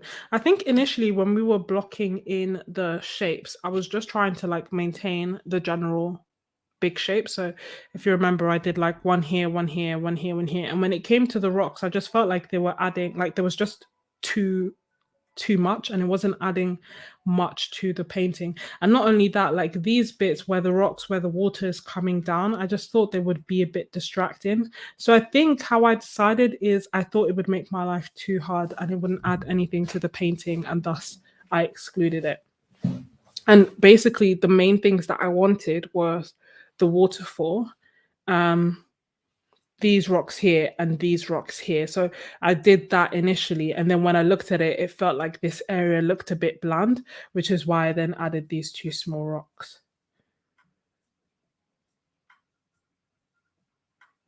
Yeah, I there's only one painting that I'm tempted to do that with. Um, to either stick the pages together or to redo the whole thing in gouache. And that is look, I'm shameless. And that is the painting that I did at Kew Gardens, oddly enough. And it's this one. And it's just because it started raining. So the rain destroyed it. So I'm just like, oh, I could keep it and look at it and be like, oh, it's a memory of like, when it started raining in Kew Gardens, how cute, it looks rustic, it looks eroded, like, like this old vase was. Or I could paint over it, yet to be determined, basically. Um, so that one. But otherwise, usually no, because what I tend to paint in watercolor is usually quite drastically different to what I paint in gouache. And I wouldn't know how to do that. So it's different for me to add highlights to a watercolor painting. That to me like complements the painting. But to have an entire section that's gouache, I think would be quite striking for me. So it's either all or nothing. Thank you.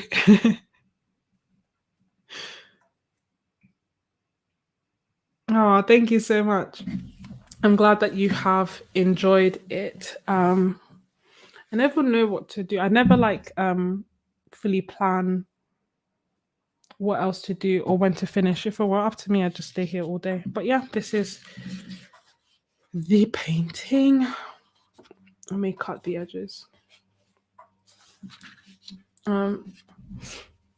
Maybe I'll try it again and see like what happens when I plan. Thank you. When you see a scene of I'm biased in this. That's a really good question. I'm biased in this because I feel like I'm better at painting florals in watercolor than I am in gouache, and I'm better at painting landscapes in gouache than I am in florals. So that is ultimately what will determine it. If I had a choice, I would paint a landscape in gouache. So if it's a landscape, that's why. The only other thing that I could say could perhaps play an impact or a role is that if I'm urban sketching, if I'm painting outdoors, then I tend to like using watercolor more than I use gouache. I just find watercolor to be like neater. The water won't get dirty as quickly. I can sketch and then I can paint over it in terms of like the art that I choose. So if I'm outside, then more often than not, it'll be watercolor. So it essentially has next to nothing to do with like which is actually better for the piece. Don't know if I have any examples. So for example, these are all quite old, but these are like watercolor florals. But then when I was at home, when I was at home, I did these gouache landscapes. But then when I went to the beach, I did this watercolor landscape. And I feel like my watercolors, like my gouache is better. So that is what has determined that, I think. I'm trying to see if I have any other examples that will illustrate it. But that is like also, these are quite old now. I'm going to do a sketchbook tour soon. I only have a few pages left. I honestly can't wait to finish the sketchbook. This was from life in terms of like I was sat on the top of Box Hill in Surrey and I could see this landscape. And it was beautiful, and thus I painted it in watercolor. So for the most part, that's what determines it. But I would love to be more, like in my head, I love the way that watercolor landscapes look. Like I would really love to be more proficient with that. And that's something I'm going to work on. Yeah, I certainly could. I have done that, but the question is, where is it now? But yeah, I will do that. Should I make a note of it so I remember?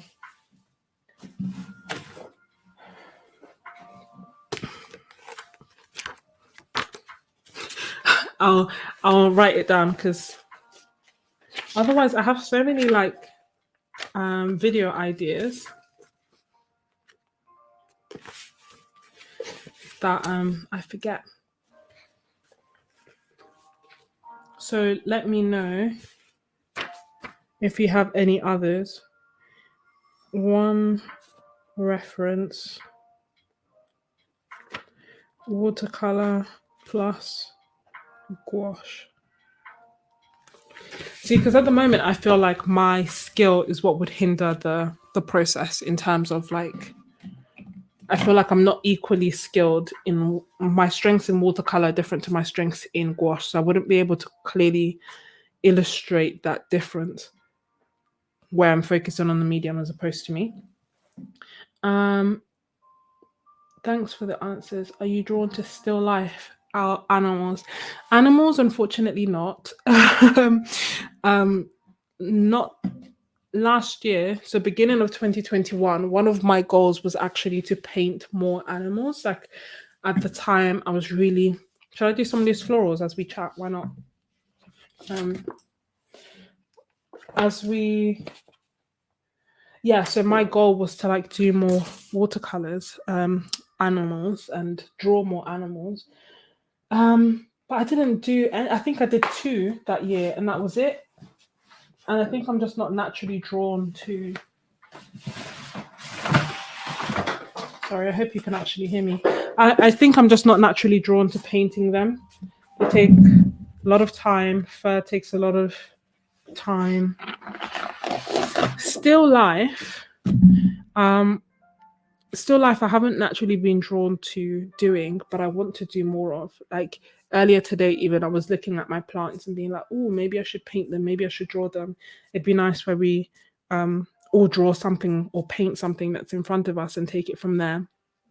And the reason I didn't do it is because my plants are dying, and I thought that would be a sad thing to be to be painting.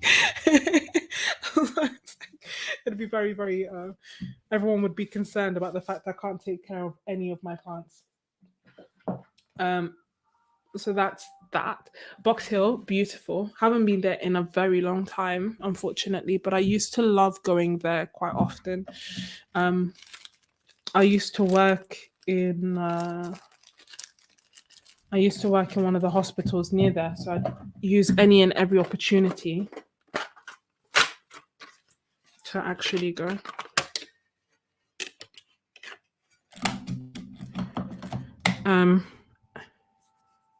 Wait, did I live near Box Hill?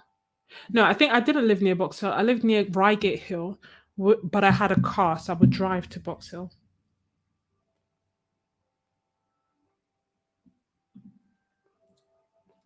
Thank you for the suggestion. I 100% will do that. Hold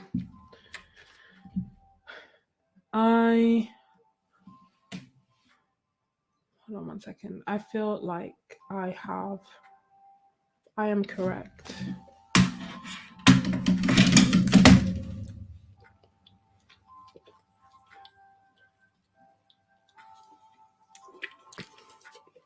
Can you see me? Okay, looked like I disappeared for a second.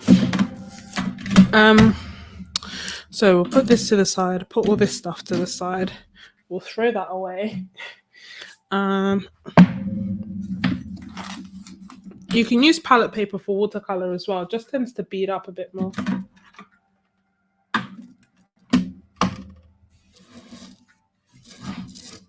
Whoa, that would be amazing. Florals with complementary colors. Sure.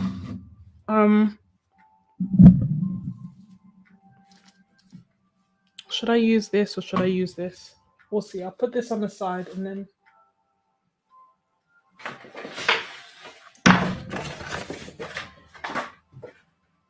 I was just trying. Just 1 second.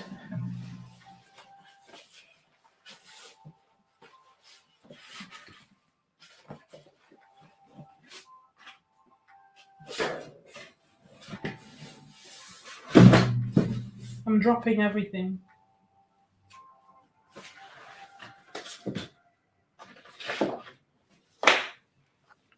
Are we all happy with the color wheel? That's what I was looking for. I don't know how I lost something that I literally just did and haven't moved from this chair. Yeah, I can't find it. But ta-da! We have this one. Oh no. I knew I was damaging it as I was putting in the drawer. So we have this. This is the my Roman Small palette, which I'm still trying to conquer, which is why I keep using it. My messy palette. I like having messy palettes. And these are the colors that we have. So when Wen is saying complementary colors, we are saying colors that are opposite each other on the color wheel. If anyone has a strong preference, let me know. I always like purples, but I feel like I've done so many purples that that maybe we should go something completely different.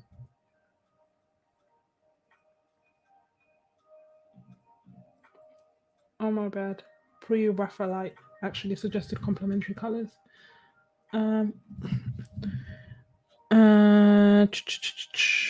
Orange and blue. That's interesting. Yellow and purple is what I go to all the time. So that leaves red and green. Orange and blue. Challenge accepted, and a challenge it is. I take no responsibility for what this may turn out like. Just please give me 1 second. Let me clean out my water because it's full of gouache. So it'll be a mess if I leave it and continue to paint.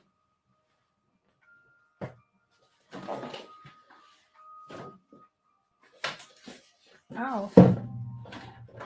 So give me 2 minutes. I'll go to the kitchen, I'll change the water, and then we'll paint. In the meantime, feel free to suggest other color schemes.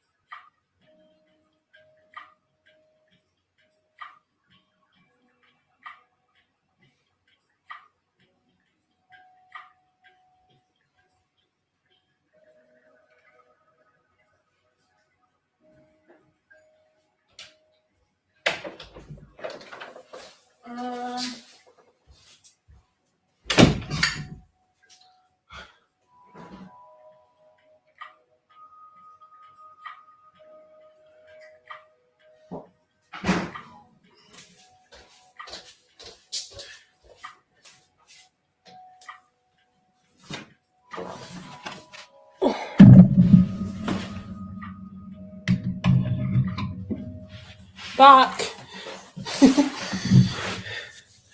Orange and blue.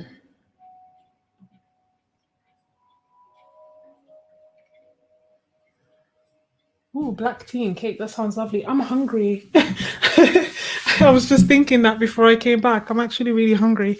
But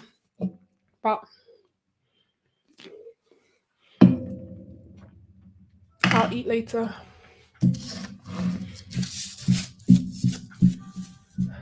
I can't believe you're still working, Miss Ebony. Thank you for staying. Have I tried? Yes, I have tried a porcelain palette. And it was nice. It didn't stain. The colors mixed nicely. It was white, so you could see them. It was quite vibrant.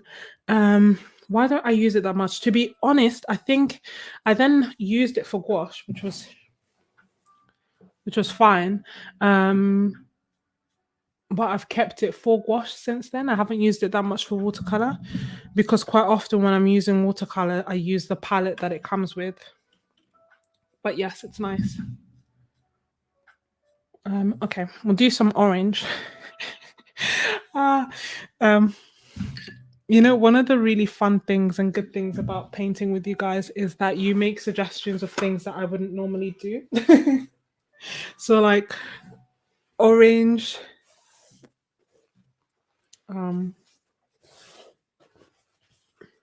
is the color I use least, I think, or create least. Let's use Pyro Red, which is here, like a really bright red, and mix it with the Quin Gold and some more Quin Gold.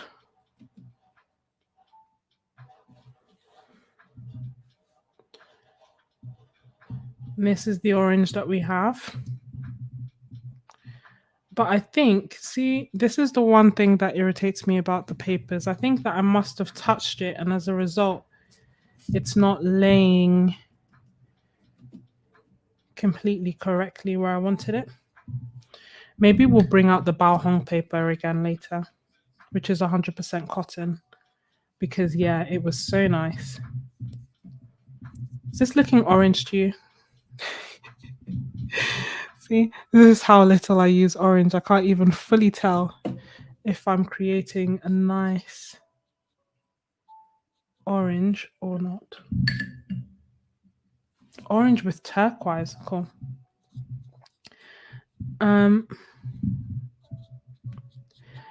My understanding of using complementary colors, and we'll see if what I think is what I end up doing, is that they shouldn't both be the main character. They can't both be competing for attention. And put this here so that you can see the colors that I have available to me. By turquoise, we have this transparent turquoise. So let's see how that works. Add some water.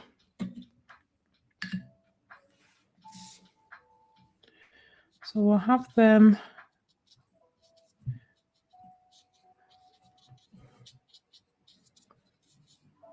similar next to each other.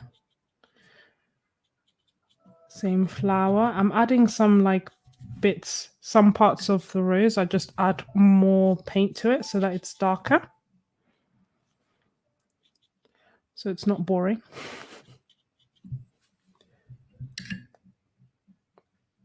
Turquoise light. Which turquoise light? I have cobalt teal and I have ocean blue.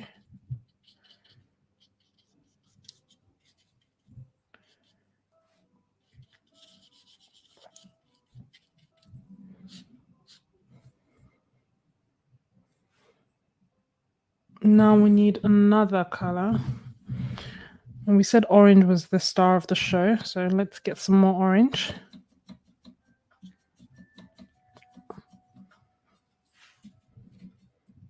And let's do a slightly different flower.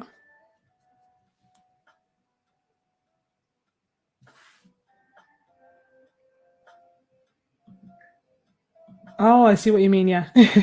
No, it does. But it's the Roman Schmall transparent turquoise. But yeah, they look the same. PG7 and PB15 3.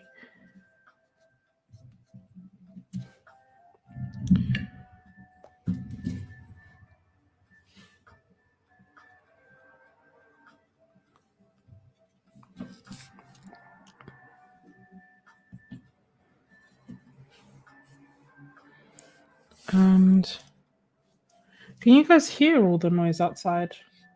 The cars and the sirens. Not that I can do anything about it, but just so that I know for next time.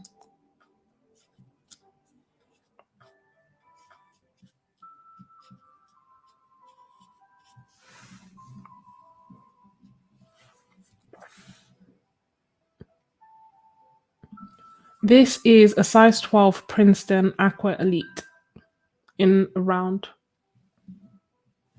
So it's like a average medium sized brush.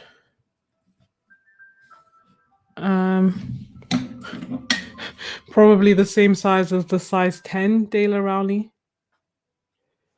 So you will have probably noticed I like using the same paintbrush to do as much of the painting as I can. So I will quite often go for quite versatile brushes and versatile sizes and stick to them for as much as possible. Oh, just my music. Cool, glad. Because there are so many sirens going through, and then like a crate that gets dragged at 10 o'clock, and then I can hear like all the trains going by and everything, but I don't know how much you can hear. I'm glad you can't hear any of it.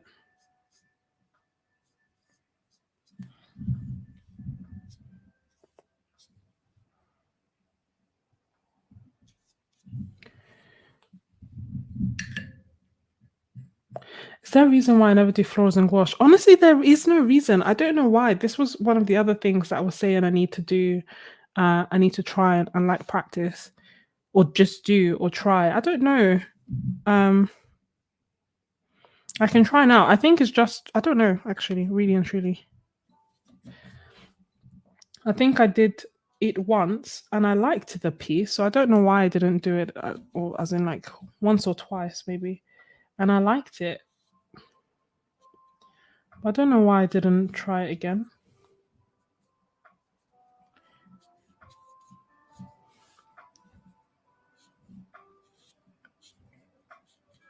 It's literally in mind to like experiment things. I'm like, oh, if I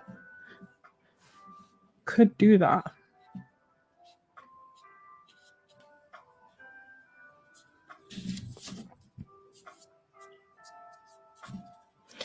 I think the way that you're meant to paint with complementaries is not the way that I'm doing it. And is that they're not both meant to be so dominant in a piece. It's meant to be that one is slightly lighter, there's less of one, and you use it to complement the other. So for example, I would have had less turquoise, um, and that would have amplified the orange. That being said, I'm self-taught. I don't know. I just do what I feel looks right, and then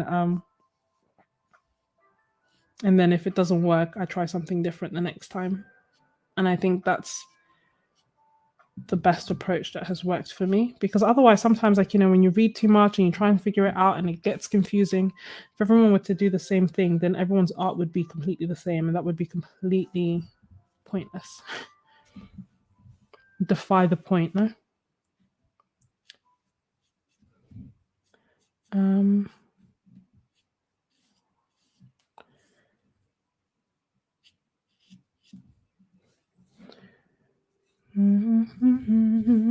Oopsie, missed some of the talk. Thank you. I'm glad you like it, Helen. uh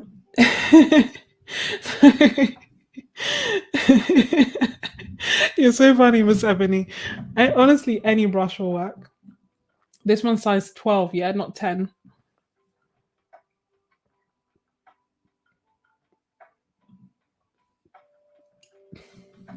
Not well. I have no choice. My thing is, right, that it may take me a while to fall asleep, but once I'm asleep, I'm quite a deep sleeper. So it's more an issue if it's like really loud as I'm trying to sleep rather than if the noise starts after I've fallen asleep.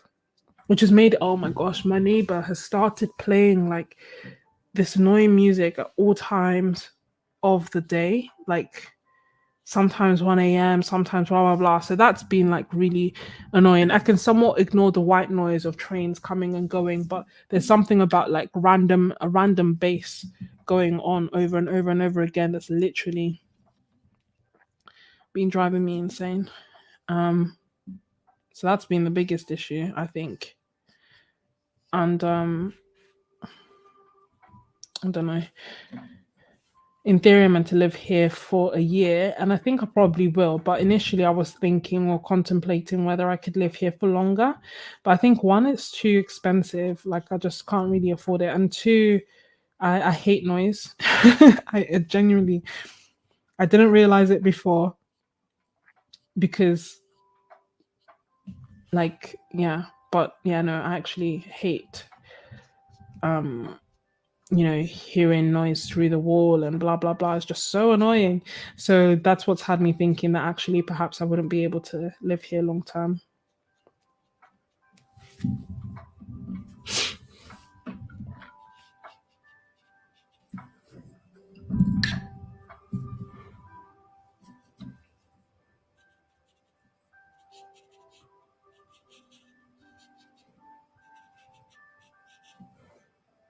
Oh, well, that made a nice green, a greeny gray.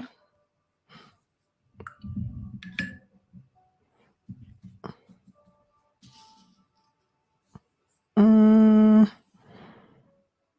just add some of the quin.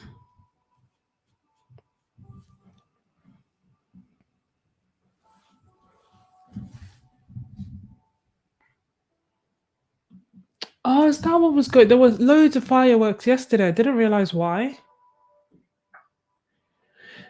How do I feel about granulation? So to be honest, when I first started painting, I hated it.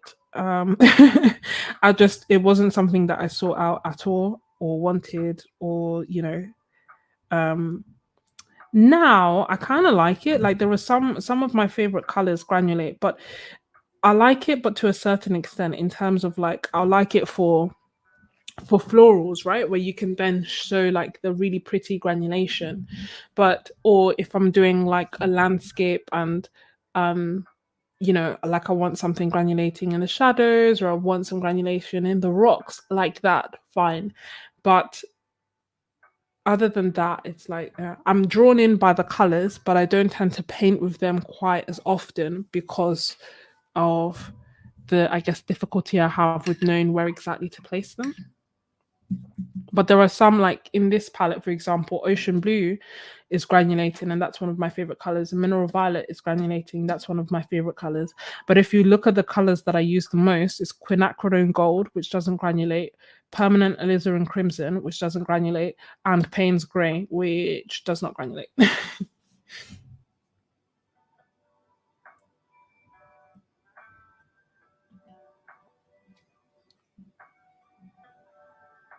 uh, I think I bought this because it was the cheapest one.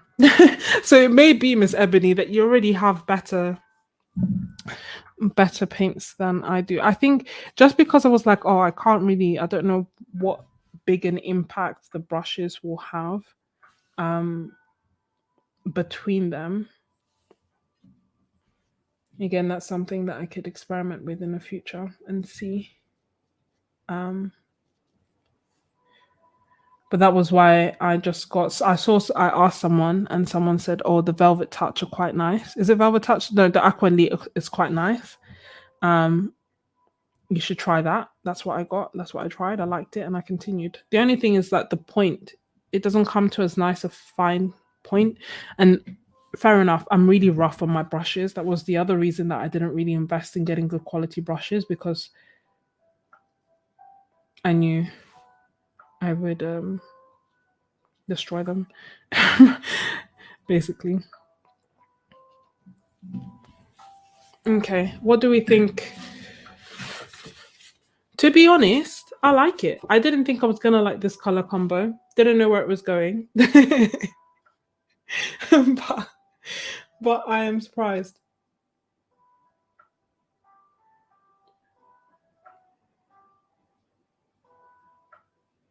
Ah,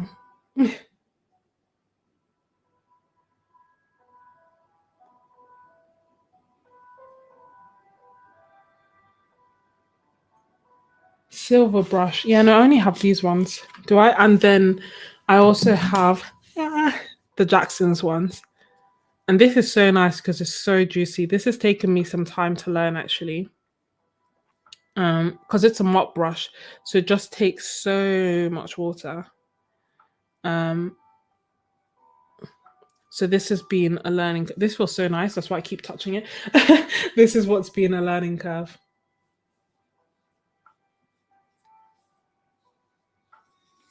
You know, I agree. I like granulation, but I think color and also what I'm going to paint it with. I think when I first started, I wanted to do like portraits and stuff. A lot of so I didn't like the granulation on the face. And then also in general, I feel like I don't like patterns. Like you'll notice, I like block colors. So I always assumed that I wouldn't like granulation. And I really, if I had a choice, I wouldn't pay, like I have the granulating colors that I have and I like them. And to me that's fine and that's enough. But I wouldn't go outside my way to like get more granulating colors. What's the date today? Is it the 25th? Yeah, I'm so surprised. Thank you so much for the suggestion. Yeah, granulated face sounds painful. it was. It was a true battle. And the reason for it was that, and to be honest, I think this ultramarine granulates less. But basically I was painting black women, and to paint skin tones, I was using, I can't remember now, but ultramarine was one of the colors, plus I feel like a quin gold and then a red. I'm mixing them in different amounts. But because of the ultramarine blue, just kept granulating. It's painful. And I think I tried French ultramarine as well, but maybe because of the way that I was layering or whatever, or the amount of water I was using, again, it was granulating. Um, you can see this in the video that I did for CNS calling. That was one of them where I made the rest. Obviously, I didn't create a video out of it, but in creating cute art, and I did an art challenge where basically she used a painting I had created as her reference and did a painting based on that. And then I used a painting that she had created as a reference for myself. So started off with my painting, creating cute art, did her painting based on that, and then I did a painting based on her painting of my painting. Does that make sense? So in that video that's I think called CNS calling, I did 3 paintings, and 2 of them were with watercolor, and they're the ones where I was really struggling with the granulation that I did not want.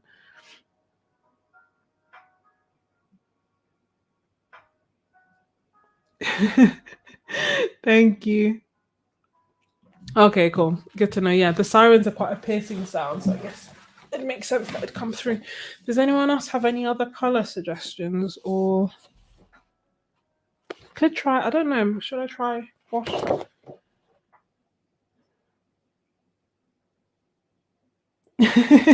That's exactly what it was. It was actually so nice. I don't know where the pieces are. I think they're over in the living area. But it was so nice because we got to paint together unintentionally, but we got to do like a Zoom call where we were hanging out together, painting together, talking about YouTube, talking about art supplies, talking about it all. And I honestly had such a good time. In I think we had 2 calls while doing that. And in one of them, the last piece that I created, I actually created because last minute I got the time zone wrong. Um, so I actually ended up joining the call an hour earlier, and then I started looking at my paintings and I was like, oh my gosh, what if she doesn't like it? And thus I started painting another painting, and I did the third one, and that one was my favorite. But it is very inspiring because we were using each other's reference but not copying each other's work, if that makes sense. And she has quite a good imagination in terms of like, when I looked at her piece, I could see the elements that she'd taken from my painting, but it was different. Whereas I would have painted her painting in the same way. Like I would have tried to paint her painting, and um we both were trying to do different things out of that challenge. But for me, what I was trying to do was work on my imagination, just because I kind of felt like I wouldn't have been able to look at what she saw and then created what she created. And I was like, I need to be more imaginative. And from there, and that's why I ended up creating 3 pieces from one reference. And all 3 look completely different, but you can kind of see that it's the same person being painted. Today's the 25th, right? 25th. If not, this will be dated wrong forever. Do you tend to sign your work?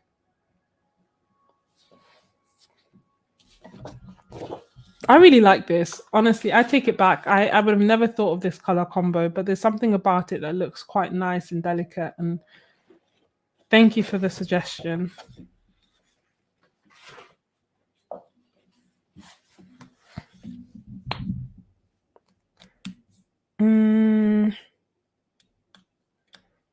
My thing is, I don't know how to paint loose florals with gouache.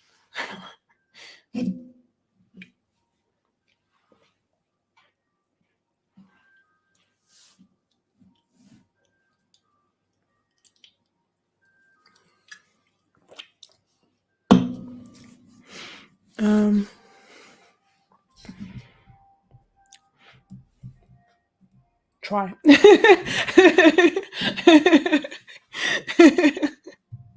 I love it. Sure, why not? Don't judge me too harshly. I find, or I feel like one of the hard things about being on YouTube is I feel like people assume that I'll be good at what I do or know what I'm doing. And I feel like quite a lot of the time I don't feel like either. Like I don't think I'm bad at art or bad at painting or whatever, but I'm far from an expert. Ooh, thrown in Supervision Paints. Thank you so much for joining, honestly. I will do that. Add in Supervision. Where is my palette is the question. I brought them all out. Tell me if you like this. When I tidy, days after I've tidied, I don't know where anything is. Hence why I was having difficulty finding that wire. Because I will put everything in where I think is the correct place that obviously I will find in the future, that obviously I'll remember I put it there. And then the time comes, I have no idea where it is. So I rearranged my paints following the video where I was talking about all the paints I've created. So I need to check to see where exactly I put the Supervision paints. They should be behind me.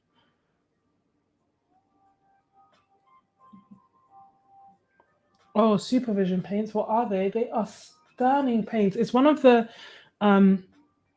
they are paints by, I think the brand, to be honest, is owned by Paul Rubens, and they've created like watercolor with mica, which is almost like this glittery substance.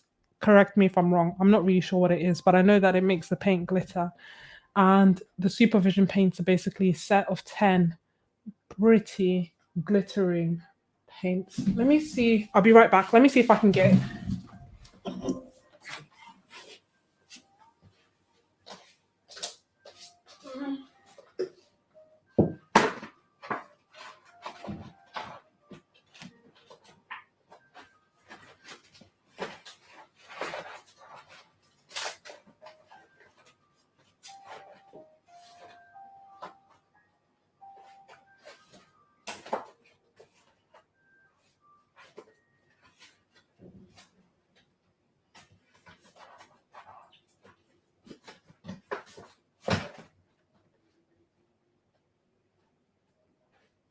No, I can't find. I can't. I had done swatches of them, so I was looking to see if I could find the swatches.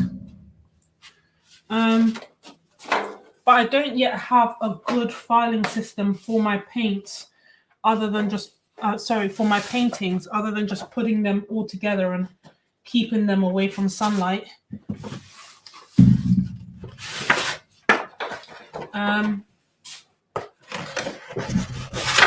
Whoops. I can't seem to find. I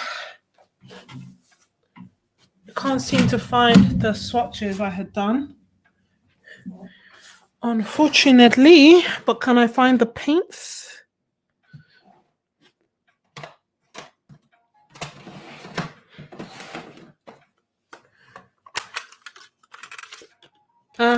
This is one of them. Which one is this one?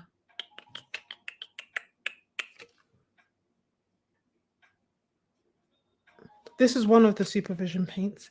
I think this is the first one, which is the, why didn't I write this down?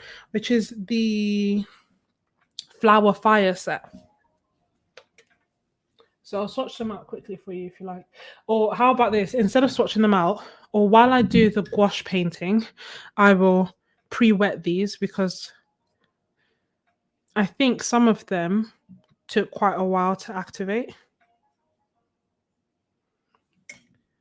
So let them soak in water while I, there we go, while I do the, ooh. Did you see what was about to happen? They're about to fall.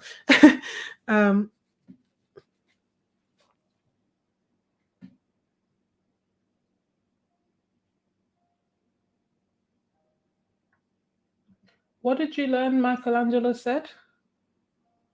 Oh, I'm still learning. Yeah, me and you both.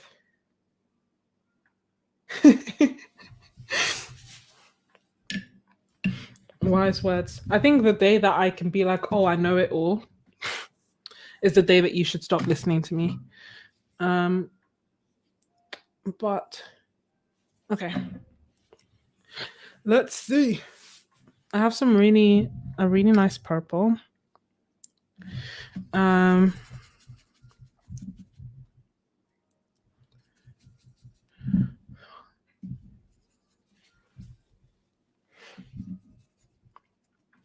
let's see if I can do different flowers and then see if I can put them together in a bouquet. So maybe I'll do separate flowers first and then see how they work in a bouquet. Peach and blue. Yeah. It was I can't take any of the credit for that because I can confirm it's not a color combo I would have picked, but I really like the way it ended up in the end. So I feel like I don't know why. Maybe before I do that, hold on. Maybe what I'll do is like a background. Is it the white of the paper that puts me off? If I had a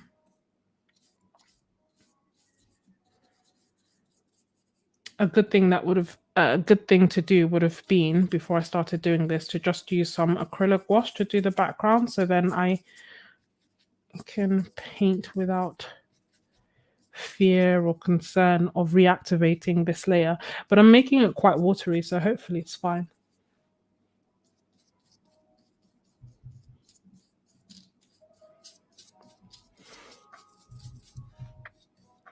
I think maybe that's the thing that looks a bit funny to me, that it's got a white background and I feel like it should have a background of its own. I don't know. I just need to do it more / at all. So let's see. We'll let that dry and then let's do another background. Part of me was like, oh yeah, this turquoise background would look nice. But how about we don't use my most my most expensive paint to do this experiment and instead I want to pick like a lighter color. So maybe we'll do like this raw sienna and see what we can create.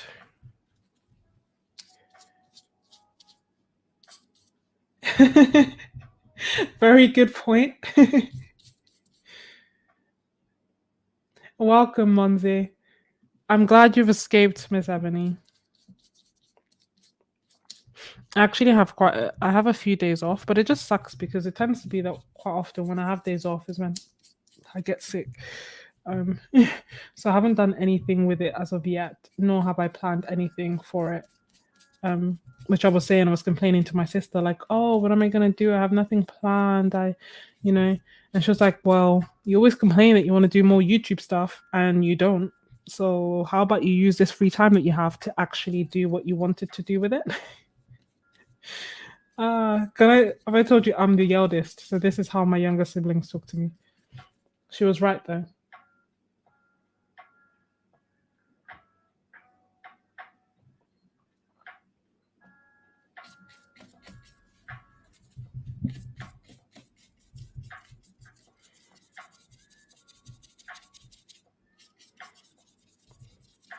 This is either going to be beautiful or absolutely terrible. Okay, so now we have our backgrounds. Oh, look at that background forming because I'm using so much water.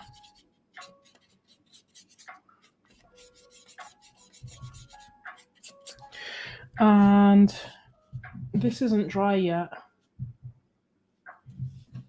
How can neither of them be dry? This area is slightly dry. Let's start with there. And let's start with some white roses maybe and see. I can't quite put my finger on why this feels so foreign. I feel like maybe it's because I paint with gouache as if I'm painting with watercolor. Doesn't look quite how I want it to look.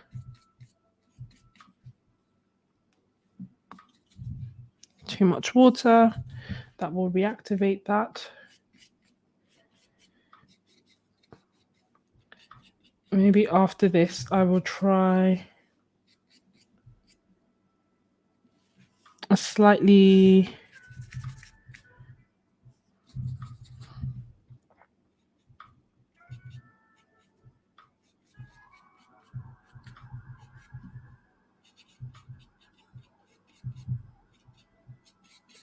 I just added some more white to the purple to see if I actually paint in the shadows as well as opposed to leaving them white. Will that make me feel like this flower looks better? Maybe. Just feel like it's something I need to practice more. Because I've seen some people paint gouache florals and I think they look stunning. Um I don't know why it's not something I have tried. By that one time. And I want to add more purple.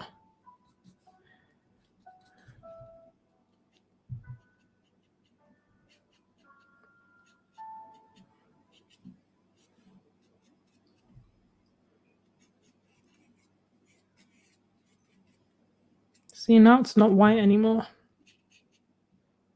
Oh no.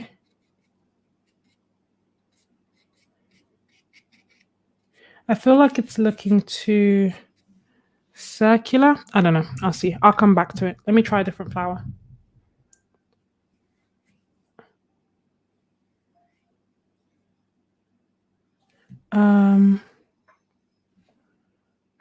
Let me just add some white there. And then I'll try a different flower.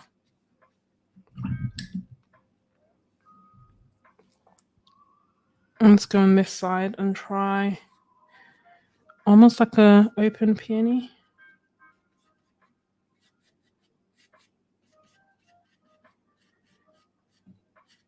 So it'll be like this.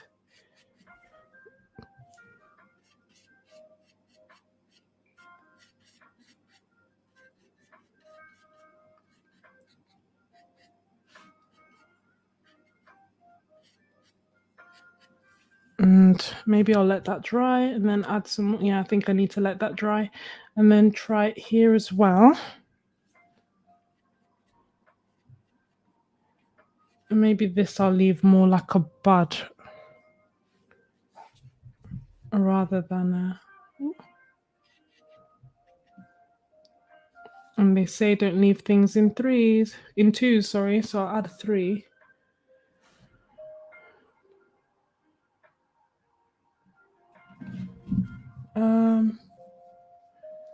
Sorry.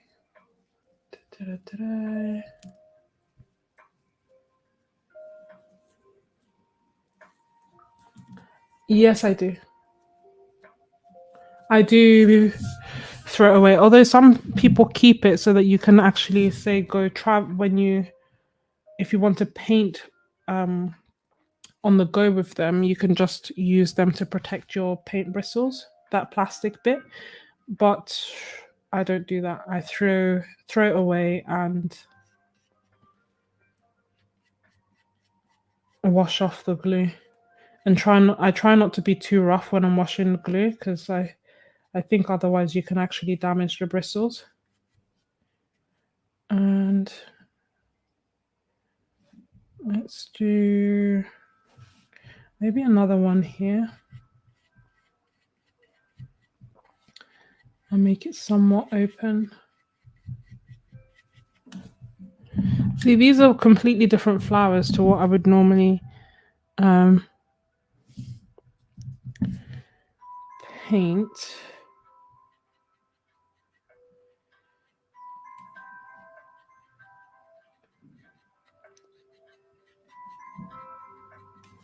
Tell me what kind of flower has a red stamen, because I don't know it. I don't like the rose, you see. Let's see. Can I do... and it's still wet, so there's nothing I can do about it.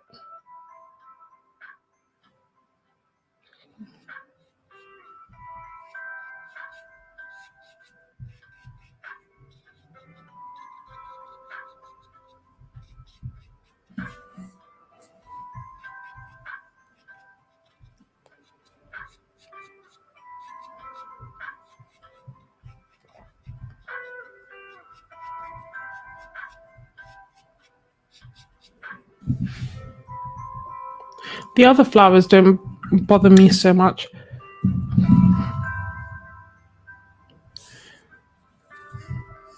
Let me add some more white.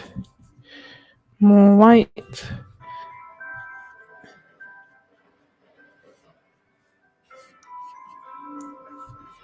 I feel like maybe I shouldn't have picked a white flower because you can't see you can't see the difference in the petals, can you?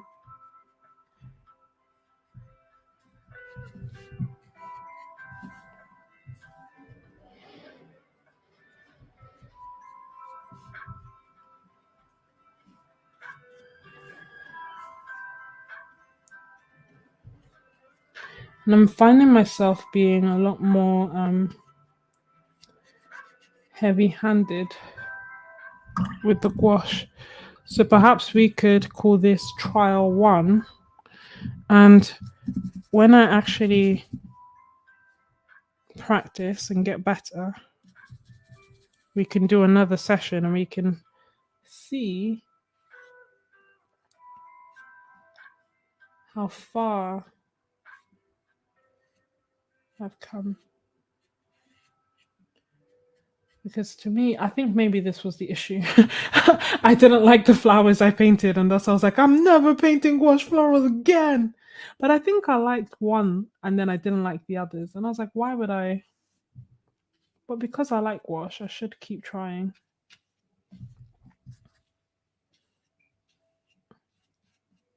Because, like I said, I've seen some beautiful things. And there's a good chance that, say, if I actually practiced, then perhaps I would be able to put my finger on what it is that I like and what it is that I don't like and actually improve. But instead, I just completely stopped.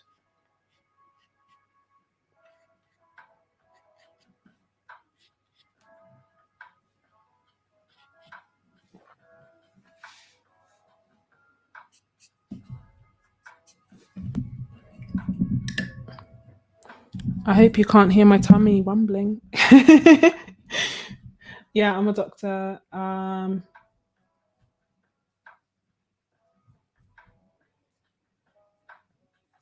Oh, and your painting was beautiful, Colleen. Honestly, I showed it to my family as well because I find that painting night scenes is one of is like quite tricky for me. So I was quite impressed that that's the reference that you chose to paint.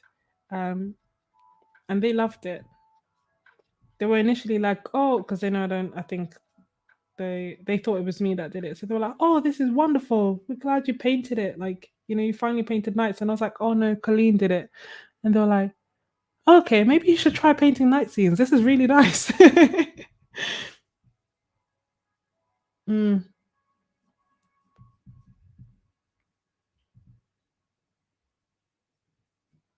Yeah, that's that's one thing. Hence the 2 blocks. Like it's taking so long. It's just more work. I don't know. I feel like when I do watercolor florals, I can switch off and I can just do one stroke. That's it, nice and done. I feel like maybe people can do that with gouache, and maybe I could do that with gouache. I just haven't been able to do that as of yet. So automatically, if I want to do something that's like nice and chill and relaxing, gouache doesn't come to mind. Watercolor comes to mind. Again, it depends. Like I do I do find it relaxing to paint landscapes in gouache to a certain extent, but still, I feel like I still have to like think. I can't just not think. Don't know if that makes sense. It makes sense to me. This is still wet. Don't be like me. Don't do this. Can you imagine if I was like, oh, I'm just gonna do one painting? You guys would have been bored by now.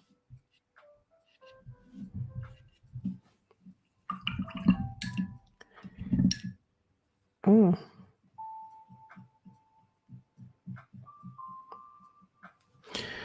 What to do about this rose that I hate? Keep it, go over it. Part of me is thinking go over it. Other part of me is like keep it as a reminder.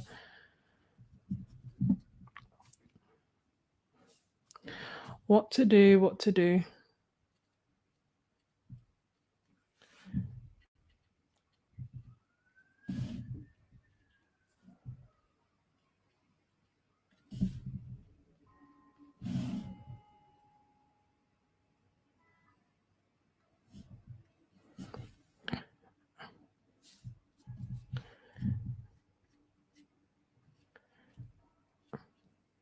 I don't even know if you can see the petals.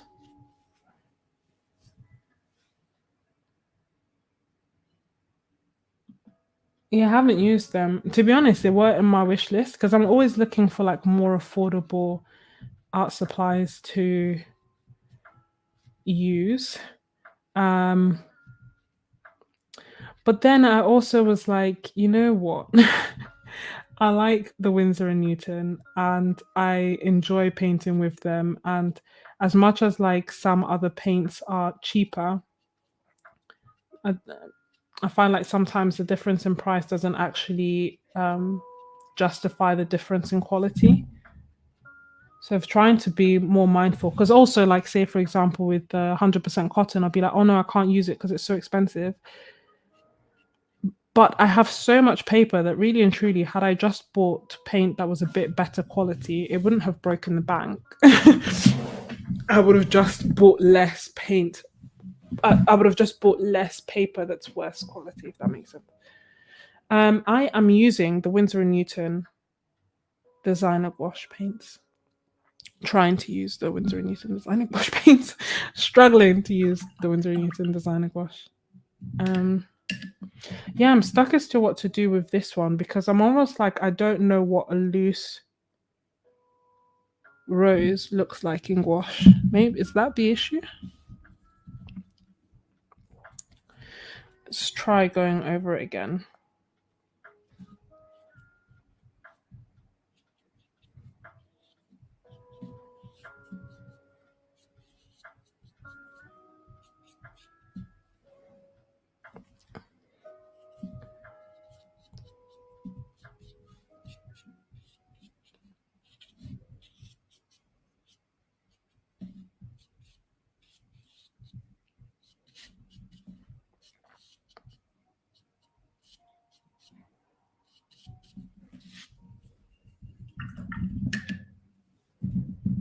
Hmm.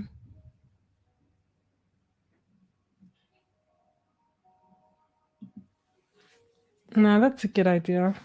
If you don't like it, someone else will. Because the thing is, I think I saw someone on YouTube say that they were quite good, which is why they were on my wish list. But I'm not surprised by you saying that they're chalky because they're quite affordable. By that I mean like they were on the cheap side, so um it's not as shocking. It makes sense.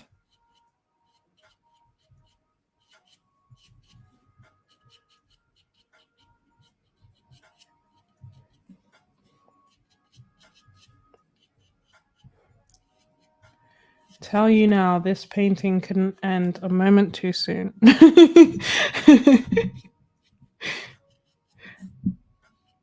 It's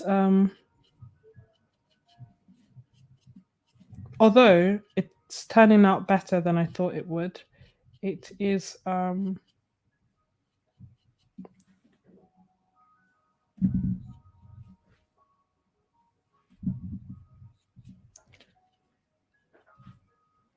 It's not the same as watercolor.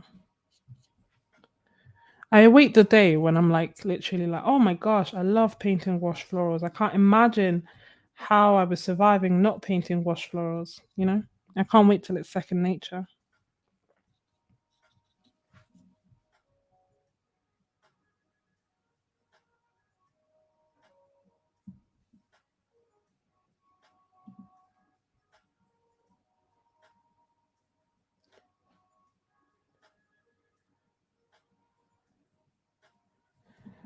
Thank you. It's see, but I don't know if to me I like it in that it's better than I thought it would be, but it's also harder work than perhaps something else would have been. But that being said, I feel inspired to try it again in the privacy, like in private, and be like, okay, come on, why don't you like this? How can you fix this and start liking it? Because if I could, it would literally be the best of both worlds. It'd be like, I love gouache and I love florals, and I get to do them together. Some of the florals that I've done, I don't know, some of the florals that I've done weren't loose in gouache, I liked. But they took a while.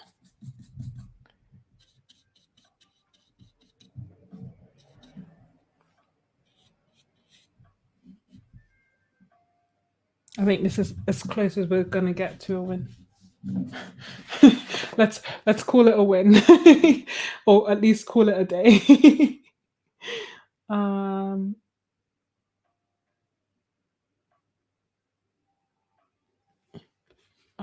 can you see this? I feel like you can't really see the red. I can see the red on the purple, but it's not really coming across on the camera.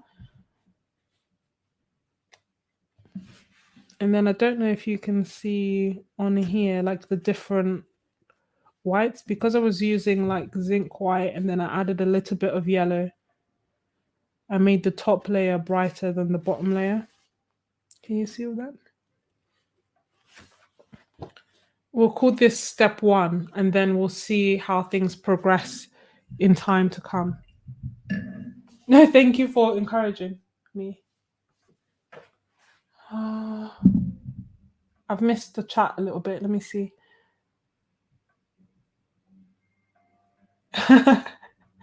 um,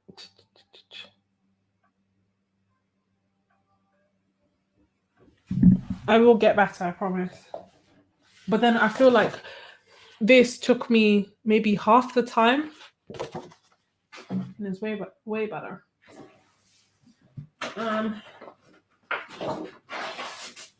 I was gonna show you the paints, and then I may have to go because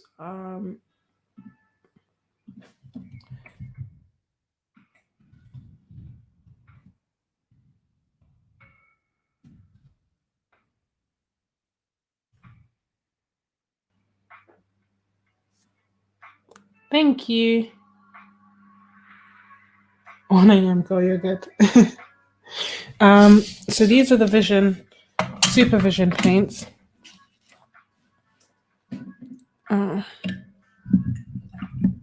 We'll see if this water will let me paint. If not, I may have to change my water again. Yeah, it's 11 here. So maybe I'll do big swatches first so that you can see them. But I feel like, here's the thing, even with the water that I've added,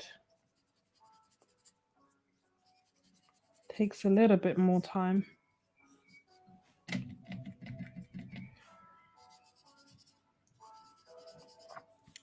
to activate. So they granulate, like this color, for example, is beautiful. But can you see it? Whoops. Don't know if you can. I feel like an old person. Hold on. Can you see it? Can you? The blues, the purples, the browns, the turquoise like color.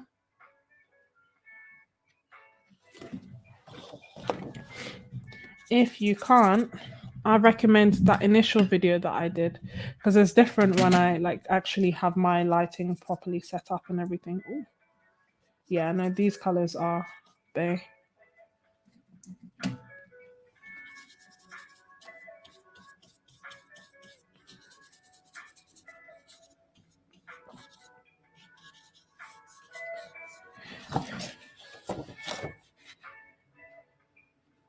Can you see them? And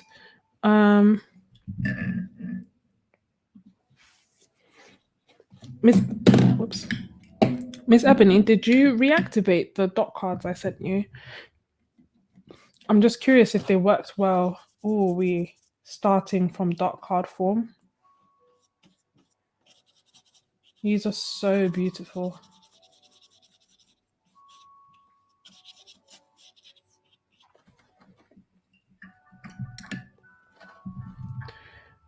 This one is the one that didn't last time. It didn't reactivate quite as nicely as from the tube, but let's see. Oh no, it works now.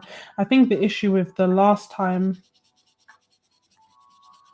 is just that the mica sank, so it's harder to actually get it to show up.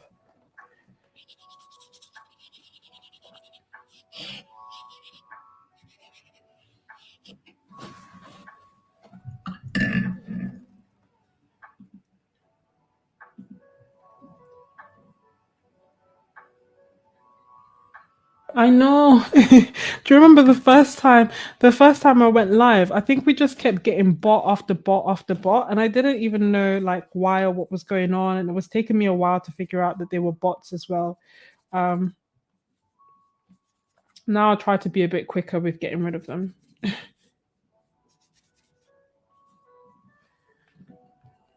But it's hard, you know, because if I look down and then they come up and then I look up and I'm like, what's going on? Oh my gosh. But they should be, they're blocked now, so you shouldn't be seeing that bot anyway. I was asking my sister to be a moderator so that at least I don't have to do all that. She was like, what? Your live streams are like 3 hours. No, I can't do that. I was like, oh, but please. They're not 3 hours every time.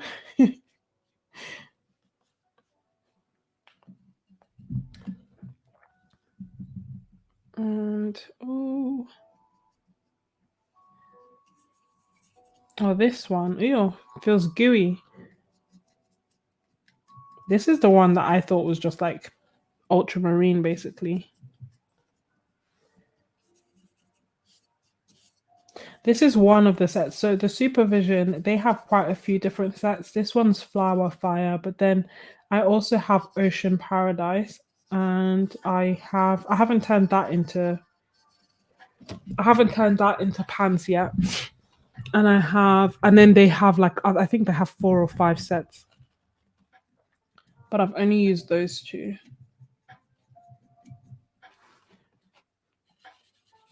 And yeah, this I think is the only color in this set that I didn't really like, and it's the yellowy brown one, which is PY3. I like the purple in it. I don't like the brown in it.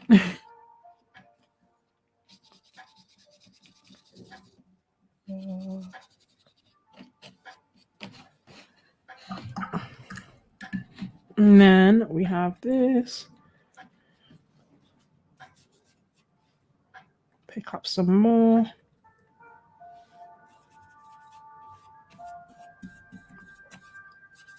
Another color with a beautiful purple. I think that's why I like the Flower Fire set quite a bit, because it's quite purplish.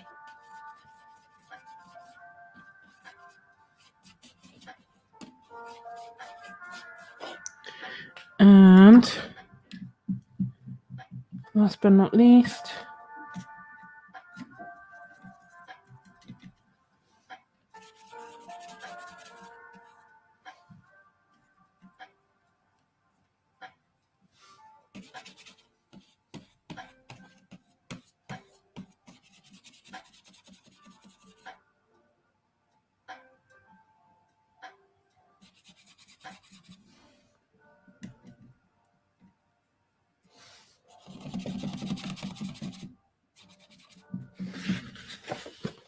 can you see?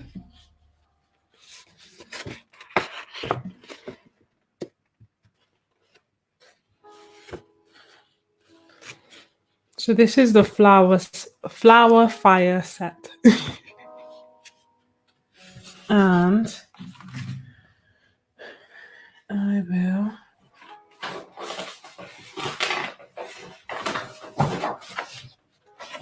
the colors on top are Jackson's. So my Jackson set is in here. So if I take 1, 2, 3, 4, this one.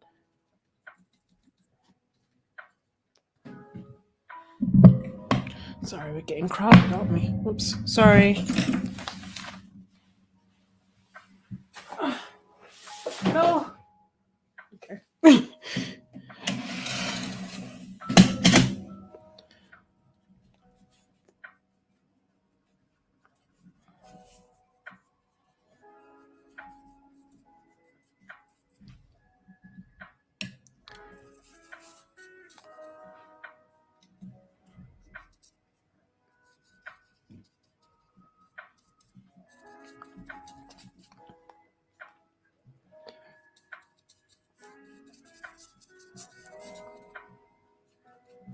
I hope that you can see. I think because of the mica, where you put the watercolor is where it will stay. So you know how sometimes you can like try and get a wet on wet, and you just like wet an area and then dab the watercolor and let it spread. It won't spread as much, but where it goes will shimmer.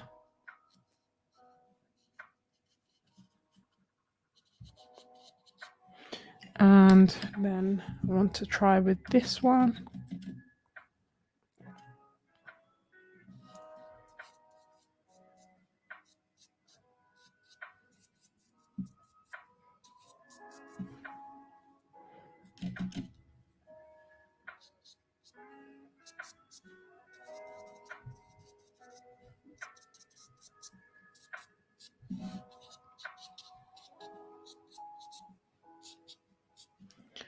And add some more purple elements to it.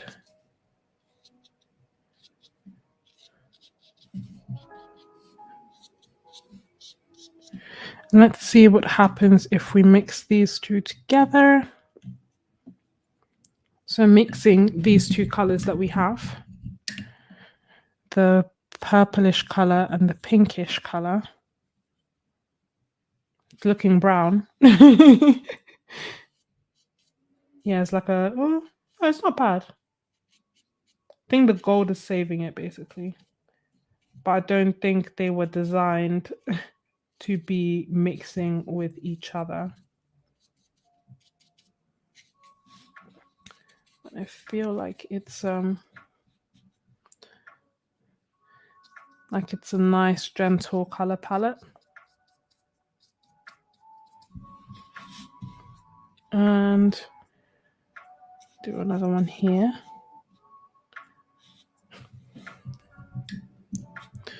And for the leaves, we have this stunning green. Hopefully, can you see that? Even on the palette, like, damn. Whoa. Supervision for 90. For 90, it's a lot. It's a lot for 90.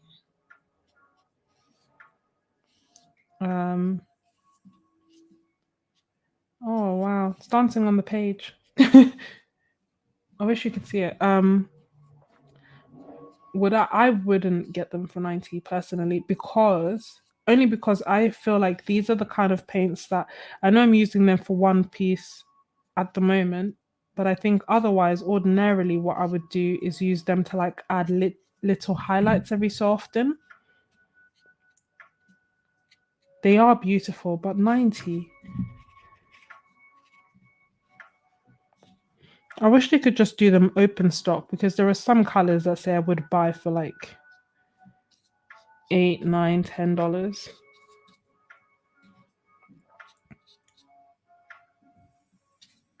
Like this green and the rose, and the green, the rose, and this color. I don't even know what color that is, but this color. Okay, that's a bit better if it comes down. And also, I'm thinking of it as pounds. I feel like the pound is doing so bad that at the moment it's heading towards 1 to 1 if it's not there already.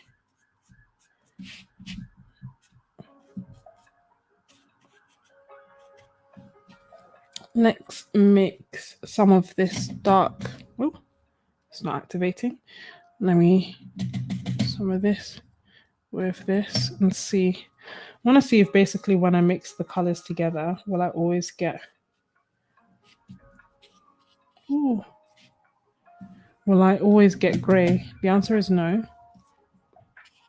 This is like a really nice dark green, which I got by mixing these two greens together.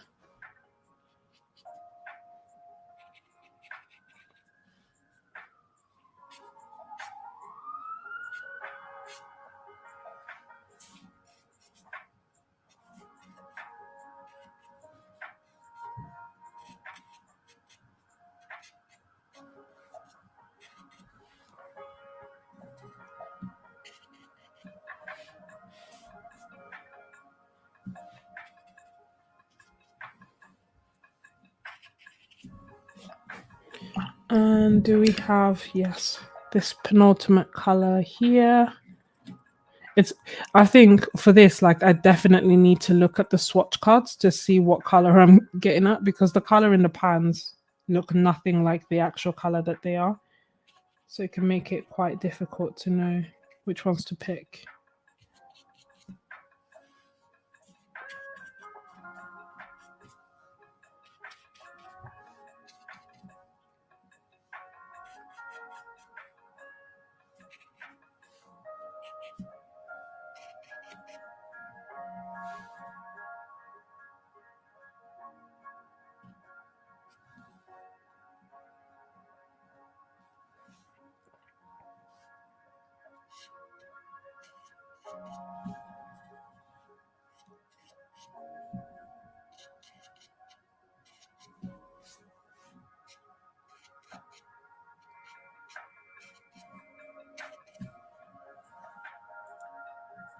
Where's my other green? Here we go.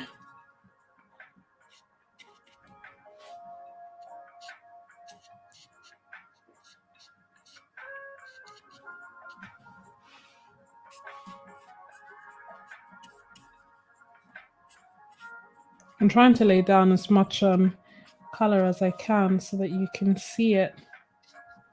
But these are the Supervision paints. And wait, can you see them? Feel like you can't see the shimmer, which is a shame. Is there any way I can make you see it? This way? No, that way. Can you see the shimmer? Like if you look across here?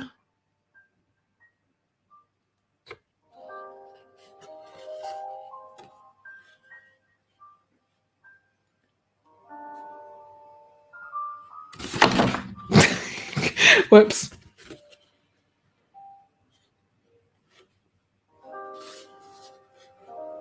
Okay, good. It's not just in my head. So that's what I like about them.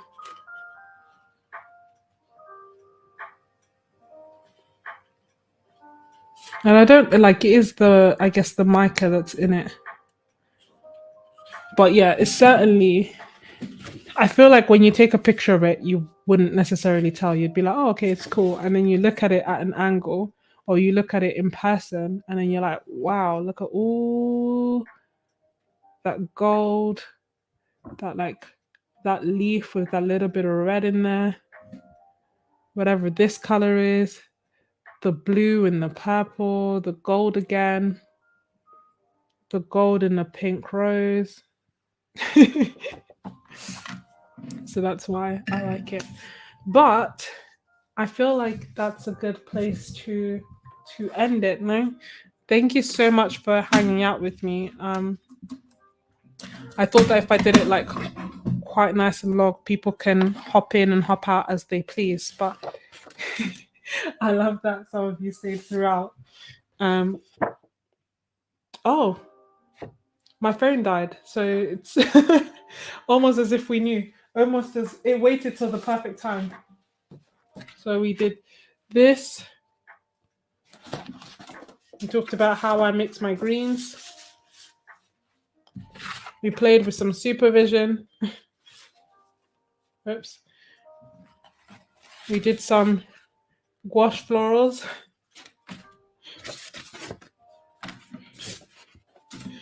We did some swatches. And we discovered a beautiful, elegant color scheme that I would have never thought of that I actually really liked. So thank you so much for joining. As I say, I have quite a few days off, so I'll see if I can go live in that time, or I will dedicate it to creating more videos and doing more paintings and experimenting a bit more. So if you do have a video idea, please feel free to leave it down below in the comments.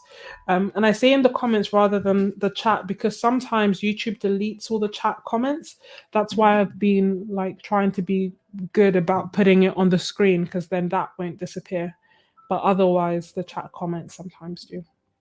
So if you have a video idea, please leave it down below. If you're interested in joining my Ko-fi, shameless plug, then definitely consider doing that too. It's like the equivalent of Patreon, basically. So I'll leave links for it in the description of all my videos in case anyone is interested in joining us there.